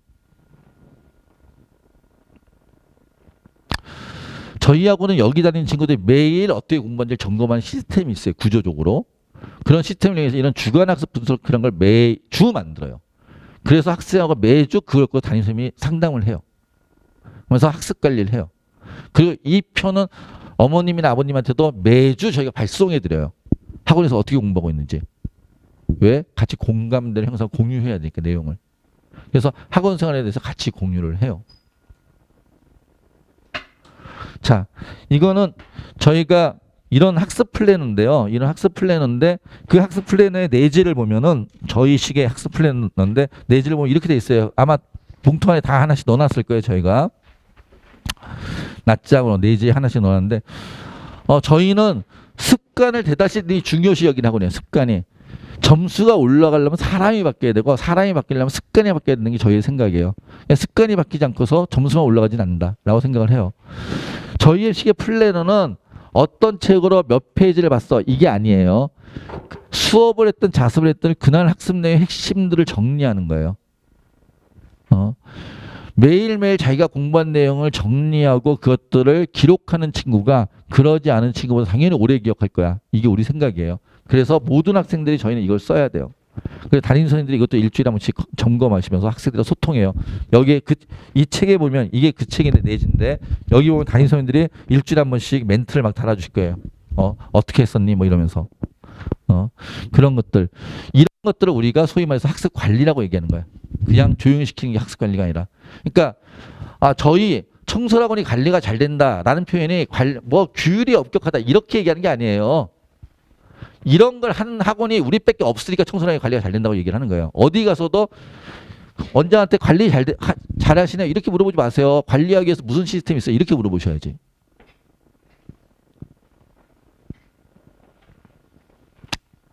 이것도 한번 읽고 가긴 해야겠네요. 이 친구는 경희대 의예과 합격했던 친구예요. 경희대 의예과 합격했던 작년의 아이인데 현역 때 스트레스 플랜을 쓰지 않았습니다. 구체적인 계획 없이도 수월하게 공부할 수 있을 거라 생각했지만 지금 생각해보니 공부한 시간도 측정하지 못하고 무슨 과목을 공부했는데도 정리하지 못했습니다. 강북 청소에서 담임 선생님께서 주기적으로 플랜을 검사하시고 그 중요성을 강조하셔서 학습 관리를 효율적으로 할 수 있었습니다. 그래서 경희대 의예과 갔잖아요.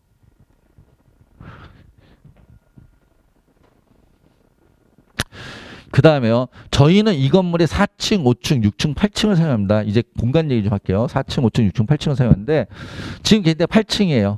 8층이 이렇게 교실로 이루어져 있어요. 옛날 저희가 4년 전만 해도 다 이렇게 교실로만 돼 있는 학원이었다는 뜻이에요. 그래서 반별 수업을 했었단 말이에요. 그런데 지금 저희 5층과 6층이 이렇게 돼 있어요. 다 자습 공간이에요. 여기 사물함 있고 책꽂이 있고 자기 자리가 하나씩 지정되어 있는 거예요. 그러니까 여기서 자습하다가 아까 개인별 시간표 짰잖아요. 그래서 자기 수업 시간에 이동해서 수업을 듣는 거예요. 마치 대학교 같죠. 대학교 중앙도서관에서 공부하다가 자기 시간표에 맞춰서 이동해서 수업 듣는 그런 시스템을 이해하시면 돼요. 자, 여기 관리를 위해서도 라이브러리 내에서도 질서를 관리해 주신 분들 덕분에 졸지 않고 자습 시간을 활용할 수 있어 생활 패턴도 잘 관리할 수 있었습니다. 저 이 라이브러리를 관리하기 위해서 우리는 정규직 직원 5분과 기간이 5분, 10분이 아침부터 저녁까지 아침 7시 50분까지 학원에 와요. 학생들이. 밤 10시까지 매일 관리하시면서 졸면 깨우고 학습 분위기를 유지한다. 이렇게 생각하시면 돼요.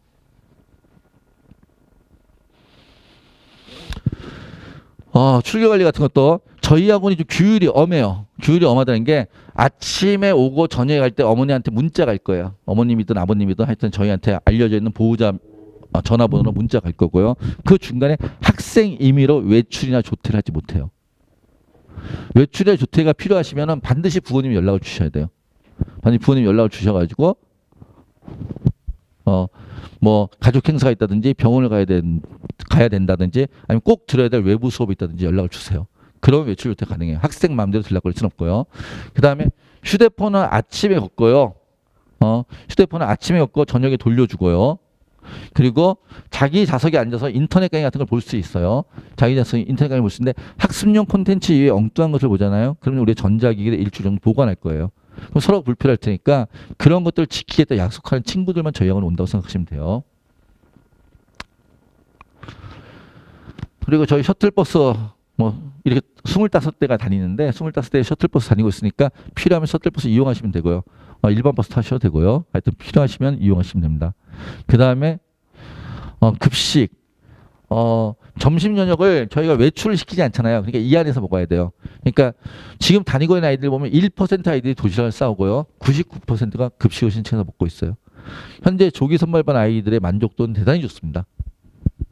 급식에 대한 만족도는 대단히 좋고요. 근데 그 아이들의 만족도가 계속 좋을지는 모르겠습니다.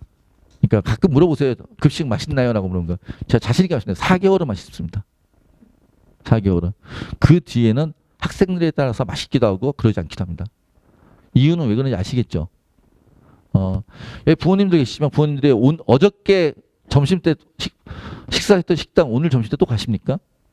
안 가잖아요. 전 안 가거든요. 근데 이 아이들은 계속 같은 집 음식을 1년 내내 점심 저녁을 먹는 거예요. 그러니까 좀 질리는 것 같아요. 4개월이 좀 지나면. 평생 먹어도 질리지 않는 음식은 딱 하나밖에 없죠. 엄마가 해주는 밥, 집밥. 엄마가 해준 집밥 말고는 평생 먹어도 질리지 않는 음식은 없는 것 같아요. 근데 얘네들은 하여튼 그러니까. 근데 지금 다니는 아이들은 지금 1월 4일부터 다녔으니까 이제 한 열흘 됐잖아요. 열흘 동안 제가 계속 모니터링하고 있는데, 저는 사실 이걸 몇 년 동안 먹고 있거든요. 몇 년 동안 먹고 있으니까 지금 저는 사실 별로 맛이 없어요. 솔직히 말해서. 근데 아이들한테 물어보면 되게 맛있대요. 지금 열흘 동안 먹고 있는 애들은. 열흘 동안 먹고 있는 게 되게 맛있다고 그러고, 뭐 끼니 매끼리 고기 반찬 나오니까 집에서 못 먹는다고 더 좋아합니다. 급식의 조리실은 이 건물 2층에 있습니다. 이 건물 2층에서 조리를 해와서 저희 자습하는 공간을 가지고 와요. 그럼 자기 자리에 밥을 먹는 거예요. 이해돼요? 그러니까 자기 자리에 밥 먹는 이유는 두 가지인데 하나는 코로나 때문에 그랬었고요. 또 하나는 뭐였냐면은 코로나 때문에 원래 그렇게 했는데 그러다 보니까 좋은 게 많더라고요. 애들이 떠들질 않아요. 친해지지 않아요. 애들이 친해지니까 밥 같이 먹어서 친해지는 거거든요. 근데 밥을 같이 먹지 않고 혼자 먹으니까 친해지지 않아서 1년 내내 조용하더라고요.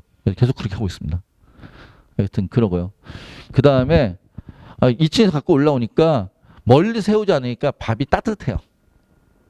그러니까 밥이 따뜻한 것만으로도 밥이 맛있게 느껴진다는 걸 아실 거예요 아마. 하여튼 그래요. 강북청설의 하루를 사진으로 표현해 봤어요. 학원에 7시 50분까지 오는 겁니다. 학원 7시 50분까지 와가지고 아침에 저희 학생과 탁 퇴근하면 부모님한테 문자가 딱 가요. 우리 애가 왔구나. 몇 분에 들어갔구나. 독서실에, 자습실에, 학원에 뭐 이게 몇 분에 들어갔구나. 스마트폰 거기다 다 제출하고요. 그리고 나서 아침 출결 점검하고 이런 것들을 하고요. 그리고 출결 점검 안 오면은 저희가 한 10시 정도에 부모님들 다 전화 갈 거예요. 애가 안 보이는데 저희가 이제 정리하는 시간이 필요하기 때문에. 그래서 한 10시 정도에 연락이 가서 왜 안 왔을까요? 뭐 이런 것들을 하고요. 그 다음에 수업을 듣든 자습을 하든지 시간표에 따라서 점심 먹고 또 수업을 듣든 자습을 하든지 해서 밤 10시까지 이렇게 하는 거예요. 이해돼요? 기가 셔틀은 10시에 딱 출발하지 않아요. 애들이 내려가서 타는 시간이 있으니까 한 10시 15분 정도 출발한다라고 생각을 하시면 돼요. 이해되십니까? 그리고 이게 이제 월요일부터 금요일까지 7시 50분부터 10시까지. 토요일 날은 학원에 의무적으로 오는 거예요. 의무자습이에요. 의무자습인데 저희가 1시간 늦잠 자고 오라고 8시 50분까지 부릅니다. 토요일은 1시간 늦잠 자고 와. 그래서 8시 50분까지 불러서 오후 6시까지 의무자습이에요. 오후 6시까지 의무자습. 더할 친구는 10시까지도 하고요. 이해되시나요? 그러니까 토요일 저녁은 급식을 안에서 먹어도 되고 아니면 밖에서 먹고 들어와도 상관없어요. 토요일 저녁은. 하여튼 급식이 나오긴 나와요. 하여튼 그러고요. 그리고 토요일 날 혹시 전 외부 수업을 단가를 들어야 되는데 뭐 이런 친구들은 부모님들이 연락을 주세요. 담임선생님한테. 담임선생님 연락을 주시면 담임선생님들이 알아서 얘기해 주실 거예요. 이해되시죠? 그리고 일요일 날은 선택자습이에요. 와도 되고 안 와도 되는데 오기를 권합니다. 오면 당연히 저희가 관리하고요. 이해되세요? 그럼 아이들이 보통 집에 오면 한 11시 정도 돼요. 11시 정도 되면은 학생들이 11시 정도 집에 오면 그때부터 또 공부를 해야 될까요? 말아야 될까요? 우리 부모님들. 한 1시간 정도 책을 봤으면 좋겠죠? 절대로 책 보라고 강요하지 마십시오. 학생이 11시에 오잖아요. 그냥 마음대로 두십시오. TV를 보면 TV를 보든지 핸드폰을 게임을 하면 게임을 하든지 친구들과 연락하면 연락을 하든지 건들지 마십시오. 그러니까 제가 드린 말씀은 뭐냐면 학생이 오전 7시 50분 가서 학원에서 10시까지 14시 10분 있는 거야. 그 14시 10분 동안 공부했다는 것을 학생이 공부했다는 걸 믿으셔야 돼요. 우리 아이가 공부하고 열심히 하고 왔을 거야. 14시간 10분을. 그 14시간 10분을 열심히 공부하고 오는 아이가 집에 와서 1시간을 TV 볼 수 있죠. 집에 와서 1시간을 게임할 수 있죠. 사람이잖아요. 기계가 아니잖아요. 사람이니까 긴장과 이완이 있어야 되잖아요. 24시간을 다 긴장하고 살 수는 없잖아요. 학원은 이완하는 공간이 아니에요. 학원은 긴장하는 공간이에요. 그럼 이완하는 공간은 집이어야 되잖아요. 무슨 얘기인지 이해되세요? 그러니까 집에서는 무조건 편하게 학생이 편하게 쉴 수 있게 해주셔야 돼요. 부모님들 직장 마치고 오셔서 집에 와서 TV 3시간, 4시간씩 보시잖아요. 우리 아이 1시간 본다고 그걸 뭐라고 타박하시면 안 된다는 얘기예요. 우리 부모님들 휴대폰 1시간만 내 몸에 없어도 불안하시잖아요, 지금. 우리 친구들 14시간 동안 휴대폰을 안 갖고 있었어요. 그래서 집에 와서 1시간 정도 게임할 수도 있고 1시간 동안 친구들하고 소통할 수도 있죠. 사람이 사는데. 그런 걸 타박하시면 안 돼요. 집에서 편하게 쉬게 해주세요. 그럼에도 불구하고 그럼 이렇게 얘기했더니 우리 친구들이 야 그럼 이제 집에서 마음대로 해도 되겠구나. 원장님도 이렇게 얘기했으니까 새벽 2시까지 막 하고 그러지 마시고 늦더라도 1시 전에는 주무세요. 이 얘기 왜 하냐. 서울대 의예과 같은 또 제 제자가 있어요. 서울대 의예과 같은 제자가 있는데 이 친구가 고3 때는 있잖아요. 고3 때는 맨날 새벽 2시까지 독서실 가서 공부하고 왔대요. 새벽 1시까지 독서실 가서 공부하고 와가지고 집에 오면 1시 반. 그리고는 6시까지 자고 그다음 6시인가 6시 반까지 자고 한 5시간 자고 다시 학교 가서 공부. 그러니까 맨날 새벽 1시 2시까지 공부를 하니까 오전에 또는 점심 먹고 나서 졸리더래요. 그 낮에 졸리는 거야. 낮에 졸리니까 그게 억울해서 저녁 때 가서 또 새벽 2시까지 공부하고 졸고 그리고 나서 그 다음날 사람인데 새벽 2시까지 공부해서 당연히 낮에 졸리죠. 낮에 졸리니까 또 낮에 졸리니까 그 다음날 또 새벽 2시까지 공부하고 그래서 얘는 제일 쌩쌩한 게 새벽이에요. 새벽 2시까지가. 그리고 나서 수능을 봤는데 얘는 수능이 11143 나왔어요. 공부 잘했던 애예요. 중앙대 공대를 합격했는데 얘는 재수를 결심해요. 자기 목표를 이루지 못했으니까. 그래서 다시 해가지고 서울대 의예과를 갔는데 그 친구가 재수하면서 결심했던 게 뭐냐면 집에 가서는 공부를 1도 안 하겠다. 공부를 1도 안 하겠다가 아니라 정확하게 집에 가서는 독서실 안 가겠다. 바로 자겠다. 그래서 걔는 재수를 하면서는 항상 12시에 잤대요. 12시에 자고 6시에 일어나고 하루에 6시간 잤다는 거예요. 단 대신 낮에는 학원을 다니는 동안 1도 안 졸았다는 거예요. 1년 동안 저는 1도 안 졸았어요. 1초도 안 졸았어요. 라고 나한테 얘기하더라고요. 학원에서는. 학원에 1초도 안 졸았어요. 대신 집에 와서 고3 때는 밤중에 공부를 했는데 고3 때는 밤중에 재수하면서 집에 와서는 공부하지 않았어요. 왜? 그랬죠. 왜? 걔의 얘기예요. 걔의 얘기. 수능은 낮에 봐요? 밤에 봐요? 낮에 보잖아요. 그러니까 낮에 가장 좋은 정신 상태로 있어야 되잖아요. 그럼 낮에 깨어 있어야 되잖아요. 근데 자기 낮에 항상 졸고 있었다는 거죠. 고3 때는. 그게 전교 2등 했던 애예요. 자사고에서. 자사고에 전교 2등 했던 애니까 111, 435 중대 공대 합격하니까 자기 안 가 있어 재수하겠죠. 그런데 그랬던 친구가 하는 얘기가 그러면서 자기 그 얘기를 하는 거죠. 고3 때는 그랬기 때문에 재수 때는 정말로 밤중에 낮에 눈 떠는 게 자신의 목표였다. 낮에 걔는 계속 1초도 안 들고 눈 떠서 공부했어요. 그리고 집에 와서는 쉬었어요. 당연히 부모님들 아무 말씀도 안 하셨어요. 여기 계신 학생 여러분들도 낮에 졸면 안 돼요. 수능 시간에, 수능이 낮은 시간이니까 낮 시간에 깨어있도록 자기 몸을 관리하셔야 된다는 얘기예요. 알겠죠? 그러기 위해서 새벽 2시까지 깨어있으면 안 돼요. 일찍 주무세요. 근데 그 일찍, 학생들 혹시 일찍 안 자는 경우 있잖아요. 제가 이렇게 얘기해도 여기 있는 친구들이 안 그럴 수 있잖아요. 그러면요. 그래서 어머니들이 막 속이 탈 때가 있을 거예요. 얘가 대학 가는 것보다 내가 화병 걸려서 죽을 게 더 빠르겠다. 이럴 수 있어요. 그럴지라도 학생한테 뭐라 하지 마세요. 그럴지라도 학생한테 뭐라고 하지 마시고 그런 경우에서 우리 담임 선생님들 전화하세요. 그래서 우리 담임 선생님들이 얘기하게 해주세요. 왜냐하면 똑같은 얘기인데 부모님이 얘기하면 다 잔소리예요. 똑같은 얘기인데 우리가 얘기하면 전문가의 조언이에요. 희한하더라고요. 우리가 얘기하면 전문가의 조언, 똑같이 얘기했는데 부모님들 얘기하면 잔소리. 그러니까 집에서 아이하고 싸우지 마세요. 아이하고 싸우면 아이가 공부 못해요. 첫날은 분하고 억울해서 지가 얼마나 열심히 학원에 공부하는데 그런 걸 엄마가 인정 안 해주고, 두 번째 날은 그럼에도 불구하고 미안해서, 재수하는 학생들 모두 부모님한테 미안한 마음이 있어요. 나 이 비싼 돈 들여서 재수시켜줬는데 내가 막 엄마한테 대들었더니 지가 미안해서. 세 번째는 집안 분위기가 안 좋잖아요. 그러니까 이렇게 못 살 것 같으니까 화해하는 방법 찾느라고. 그래서 3일을 공부 못해요. 우리는 애들 공부시켜 대학 보내기 목적이잖아요. 그러니까 3일간 공부 안 시키면 안 되니까 집에서 절대로 싸우지 마시고, 혹시나 어머니께서 너무 답답해서 화병 걸리실 것 같으면 저희 담임선생님한테 연락을 주세요. 그럼 저희 담임들이 알아서 얘기를 해줄게요. 그리고 집에서는 편하게 쉬게 해주시고, 그렇다고 학생들이 그 편하게 쉬라는 걸 이용해서 새벽 2시까지 앉아고 그러면 안 되시고, 적절하게 본인들이 자기를 관리할 수 있어야 돼요. 저희까지 얘기했고요. 그 다음에 저희하고 상위권 학생들, 의치서 특별반이라는 게 있어요. 의치서 특별반은 이런 성적대가 되는 애들, 뭐 등급합 6 또는 등급 8 이내에 드는 친구들은 이런 대접을 해줄 거예요. 의치서 전용 수업들이 있어요. 이거 왜 하냐? 미안한 얘기지만, 이 성적대 안 되는 친구들한테 미안한 얘기지만, 이 성적대 안 되는 친구들한테 킬러 수업이나 심화 수업을 저희가 합니다. 못 듣게 하지 않습니다. 그런 수업도 저희가 개설하고 모든 학생들한테 자격 제한 없이 수업을 원하면 듣게 하는 수업들이 있습니다. 그런데 이 성적대가 되는 애들은 만 듣게 하는 수업도 따로 있다는 뜻이에요. 왜냐하면은 이 친구들이 제일 불편한 게 그거거든요. 수업 들어갔는데 자기들 다 아는 만한 개념적인 얘기들 자꾸 질문하는 친구들이 있으면, 그래서 자기 수업에서 흐름이 끊어지면 그런 것들이 되게 힘들어하거든요.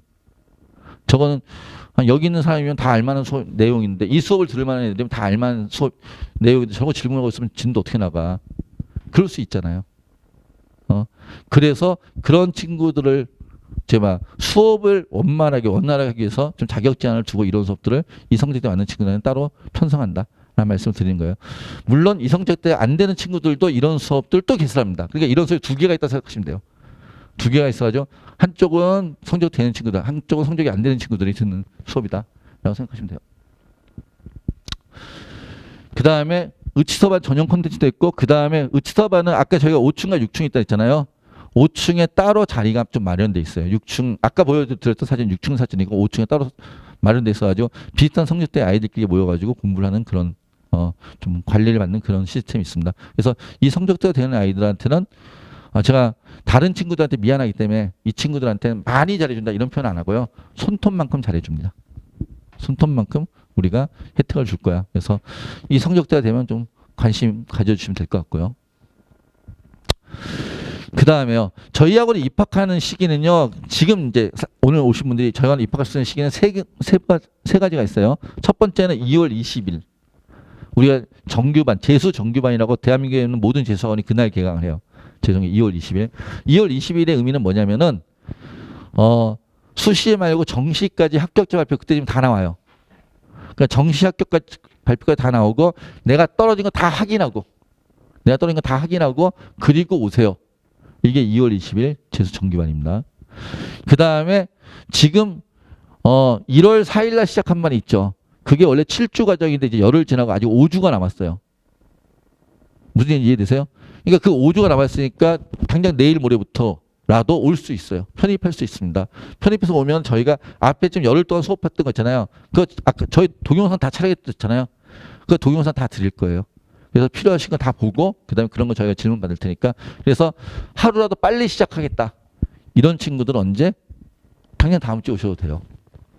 그리고 사실 저는 그걸 권해요. 왜냐하면은 저희가 해마다 1월 달에 입학한 친구와 2월 달에 입학한 친구의 성적 향상들을 비교하거든요.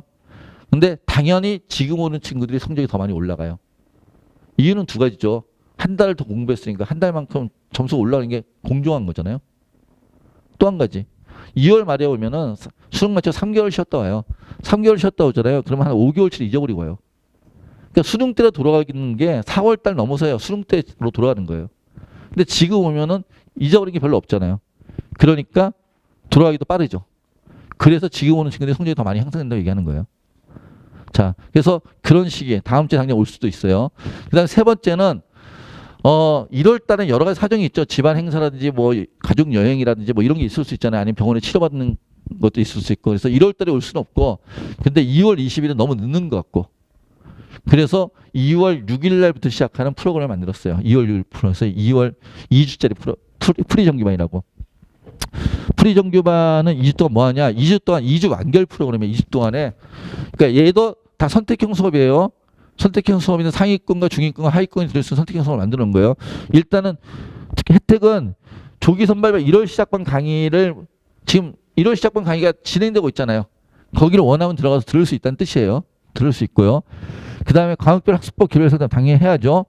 그 다음에 학습계획 컨설팅 진행될 거고요.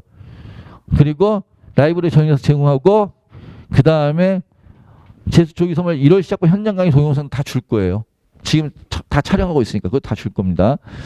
그리고 이거는 이제 그 친구들이 2주 동안 진행할 프로그램들, 수업 프로그램이에요. 수학 안전정법, 그래서 수능수학 100분이 85% 이상이 들을 거. 또 국어도 마찬가지로, 영어도 마찬가지로 이런 것들을 저희가 만들어 놓고 있고요. 그 다음에 수학 집중, 개념이 부족한 친구들을 위해서는 수학 40시간 동안 수원 수투를 개념을 완성하는 거. 그래서 매일 4시간씩 수학을 하는 프로그램이 있어요. 국어도 매일 2시간씩 하는 프로그램. 국어. 그래서 2주 동안 20시간. 영어도 2주 동안 20시간. 매일 2시간씩. 이걸 다 하면 매일 8시간짜리 수업이 될 거고, 물론 여기에서도 본인들이 더 취약한 과목을 선택해서 들어도 돼요. 이해되시나요? 그런 것들을 저희가 진행한다는 얘기예요. 그래서 혹시나 1월 달에 들어오기 힘든 친구들이라면 적극적으로 프리 정규반을 저는 권해드립니다. 이제 또 제일 많이 물어보시는 게 강북청소학원 정말 애들이 보내면은 우리 애 보내면 점수 오르나요? 그런 걸 확인받고 싶어 하시는 분들이 되게 많더라고요. 저희가 몇 명의 친구들의 성적을 보여드릴게요. 다 보여드릴 수는 없으니까. 저희 학원에 다니는 친구들 중에 100명 중에 91.25%가 성적이 올랐습니다. 아, 100%가 안 올랐네요. 예, 100%가 안 올랐습니다. 근데 저는 사실은 91%가 올랐다는 것도 대단하다고 생각해요. 근데 그 한 명은 그럼 뭐냐? 노력을 안 하는 애냐? 아니요. 저희는 노력을 안 하면은 끝까지 애를 데리고 있지 않습니다. 저희는 중간에 제적을 시켜요. 공부 안 하는 아이들은. 제가 제일 싫어하는 게 뭐냐면은 수능날, 수능을 마치고 정시 상담을 하는데 와가지고 애는 거기 푹 숙여 있고 엄마는 1년 동안 여기를 보는데 이게 뭐예요? 하고 하면서 인상 쓰고 있고. 이 모습이 저 너무 싫어요. 우리 학원에 보내서 1년을 다니게 했으면 점수를 올려서 대학 원서를 우리 당당하게 써야지. 애 점수 안 나와가지고 막 고개 숙이고 있고 엄마는 인상 쓰고 있고 그런 걸 우리 담임들이 보면서 죄스러운 마음으로 쳐다보고 있고 이게 전 너무 싫어요. 그래서 전 저희 담임 선생님한테 항상 드리는 말씀이 애가 공부 안 해서 점수 안 오를 것 같으면은 정시 상담할 때 우리가 죄인된 마음으로 정시 상담할 것 같으면은 중간에 제적시키라 그래요. 내보내라. 공부 안 하고 점수 안 올 애를 왜 우리가 끝까지 붙잡고 있으면서 애들 수강료 받으면서 사기치고 있냐. 저 그거 사기라고 생각하거든요. 우리가 받았으면 무조건 점수 올려서 대학을 잘 보내야지. 그런데 안 올라간 애들은 우리 아이들은 다 열심히 공부해요. 제가 자신 있게 말씀드리는데 다 열심히 공부하고 열심히 공부하게끔 만들어요 저희가. 그런데 저런 애들은 수능날 그날의 운이 있더라고요. 정말 열심히 공부했는데 수능날 못 본 애가 저만큼 그러니까 0.75%가 나오더라고요. 저건 저희가 어떻게 못하겠더라고요. 그래서 솔직히 말씀을 드린 거예요. 100%라는 표현을 안 쓰고. 이해되세요? 그리고 국어, 수학, 탐구가 이만큼 올랐습니다. 그런데 이게 어떤 의미인가 제가 보여드리죠. 위에 게 고3 때 성적이에요. 아라가 우리 학원 재수한 다음에 성적이에요. 얘가 이렇게 됐어요. 얘가 뭐 이런 23점 향상 이러면 국수터 23점 향상 별로죠. 근데 이게 성취율 73.0%. 성취율이란 게 무슨 의미냐면요. 100분위는 과목당 100점 만점이에요. 그럼 국어, 수학, 탐구 세 과목이니까 몇 점 만점이죠? 300점 만점이죠. 300점 만점에 얘가 268.5점이니까 몇 점 남았어요? 31.5점 남았어요. 그러니까 31.5점 중에서 23점이 향상됐다고요. 무슨 얘기인지 알겠어요?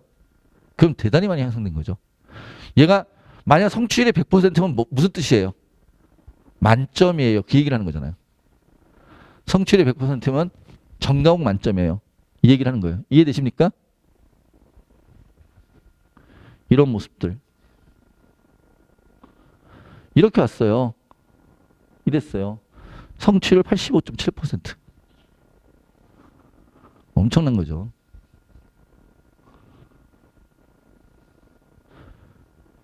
이렇게 왔어요. 이렇게 됐어요. 성취율 76.0%.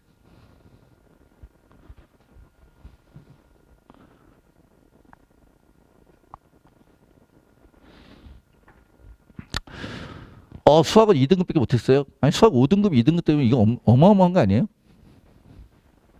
그것도 확률과 통계인데. 성취율 같이 보시면 성취율 80%예요. 국어 5등급이 국어가 점수 올라가기 제일 힘들어요. 아시죠? 국어 모국어라서 점수가 맨 마지막에 오르거든요. 그런데 하여튼 국어도 저렇게 수학도 저렇게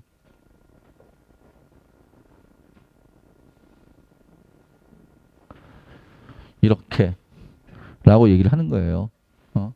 자, 이러면은 이런 말씀 하시는 분이 있어요. 저런 애들은 어쩌다 한 명이고요. 특별한 애가 우리 애는 저렇게 안 올라가. 우리 일반적으로 어때? 우리 애는 저렇게 안 될 거잖아요. 아니 우리 애가 저렇게 안 된다는 걸 왜 그렇게 생각하세요? 우리 애는 왜 특별하지 않나요? 저는 아까 얘기했던 친구 있잖아요. 해병대 나와가지고 한양대 간 친구.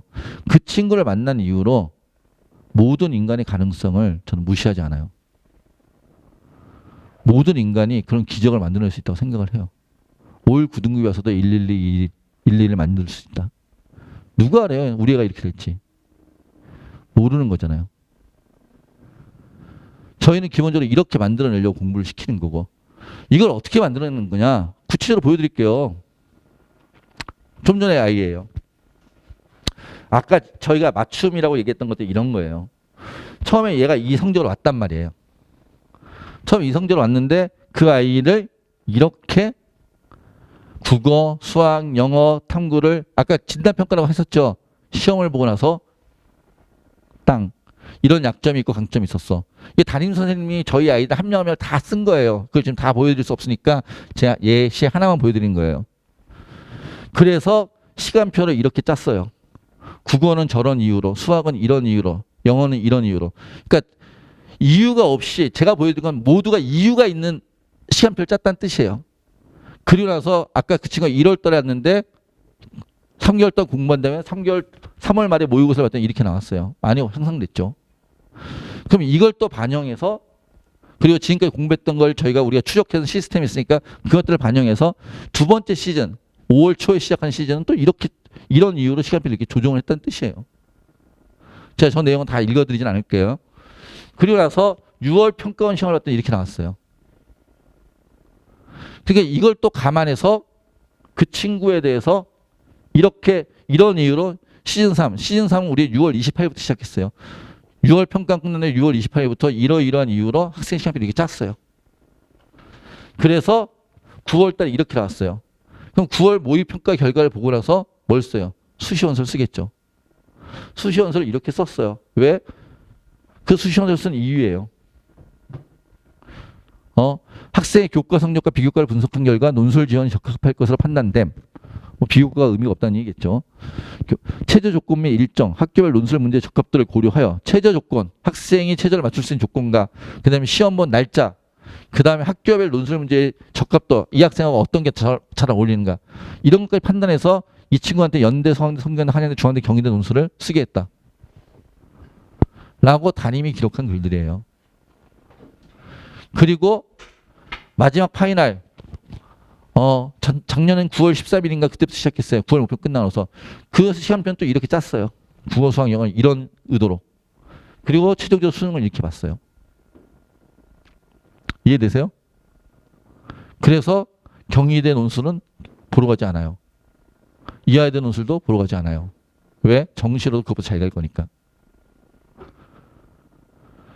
제일 행복한 수시가 이거죠. 수능 결과 받아보고 나서 시험 보러 안 가는 거. 수능이 그것보다 훨씬 더 잘 갈 거니까. 이해되십니까? 제가 보여드리고 싶은 건 뭐냐면 앞에서 받는 점수들이 그냥 나온 게 아니라 우리 담임들이 한 명 한 명한테 이런 이유를 갖고서 이 아이를 어떻게 지도하고 이렇게 시험표 짜고 이런 걸 다 했다는 거예요. 그냥 관리 잘했어요가 아니라. 저희가 얘기하는 관리가 이런 관리예요. 그냥 근처 독재학원에 관리만 하는 독재학원 그런 관리하고 청소년 관리를 비교하지 마세요. 질적으로 양적으로 다르니까. 똑같은 관리라는 단어를 쓴다고 관리가 같은 관리가 아니라고요.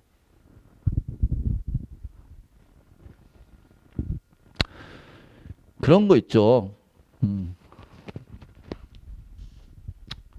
그러니까 똑같은 얘기를 하더라도 이 얘기는 좀 어긋나는 얘기 같으니까 좀 많은 새니까 시간이 좀 많이 지나가지고 오늘은 그냥 여기까지 말씀드리고 마지막 얘기를 할게요.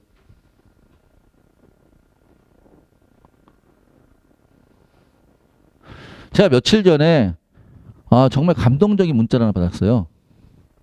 며칠 전에. 지금 1월반, 여러분들 같은 나이에요. 지금 현재 1월반을 다니고 있는 부모님께서 저희 담임선생님한테 문자를 보내주셨어요. 그래서 제가 너무 감동스러워가지고 오늘 소개하고 싶어가지고 이 어머니한테 혹시 양해해 주시면 학생 이름은 지우고 제가 여기서 좀 공개해도 되겠냐라고 문의를 드렸더니 허락을 해주셔가지고 제가 오픈을 하는 거예요. 그러니까 이전 것까지는 다 작년 거 내용이잖아요. 그러니까 여러분들 내용이 아니라 작년 내용이잖아요. 근데 올해는 또 달라질 수도 있지 않나 의심할 수 있잖아요. 근데 올해 우리 학원에 지금 다니고 있는 아이, 지금 얘가 1월 4일부터 다닌 지 며칠 안 되는 다닌 지 일주일 된 부모님께서 저희한테 문자를 보내주셔가지고 그걸 좀 소개해드리면 우리 학원이 현재 이런 분위기겠구나라고 아실 것 같아가지고 같이 한번 읽어볼게요. 참고로 이 친구는 저희가 모집 요강을 보면 장학생 조건이 있어요. 100% 장학생, 50% 장학생, 40% 장학생 이런 거 있죠. 입학 장학금.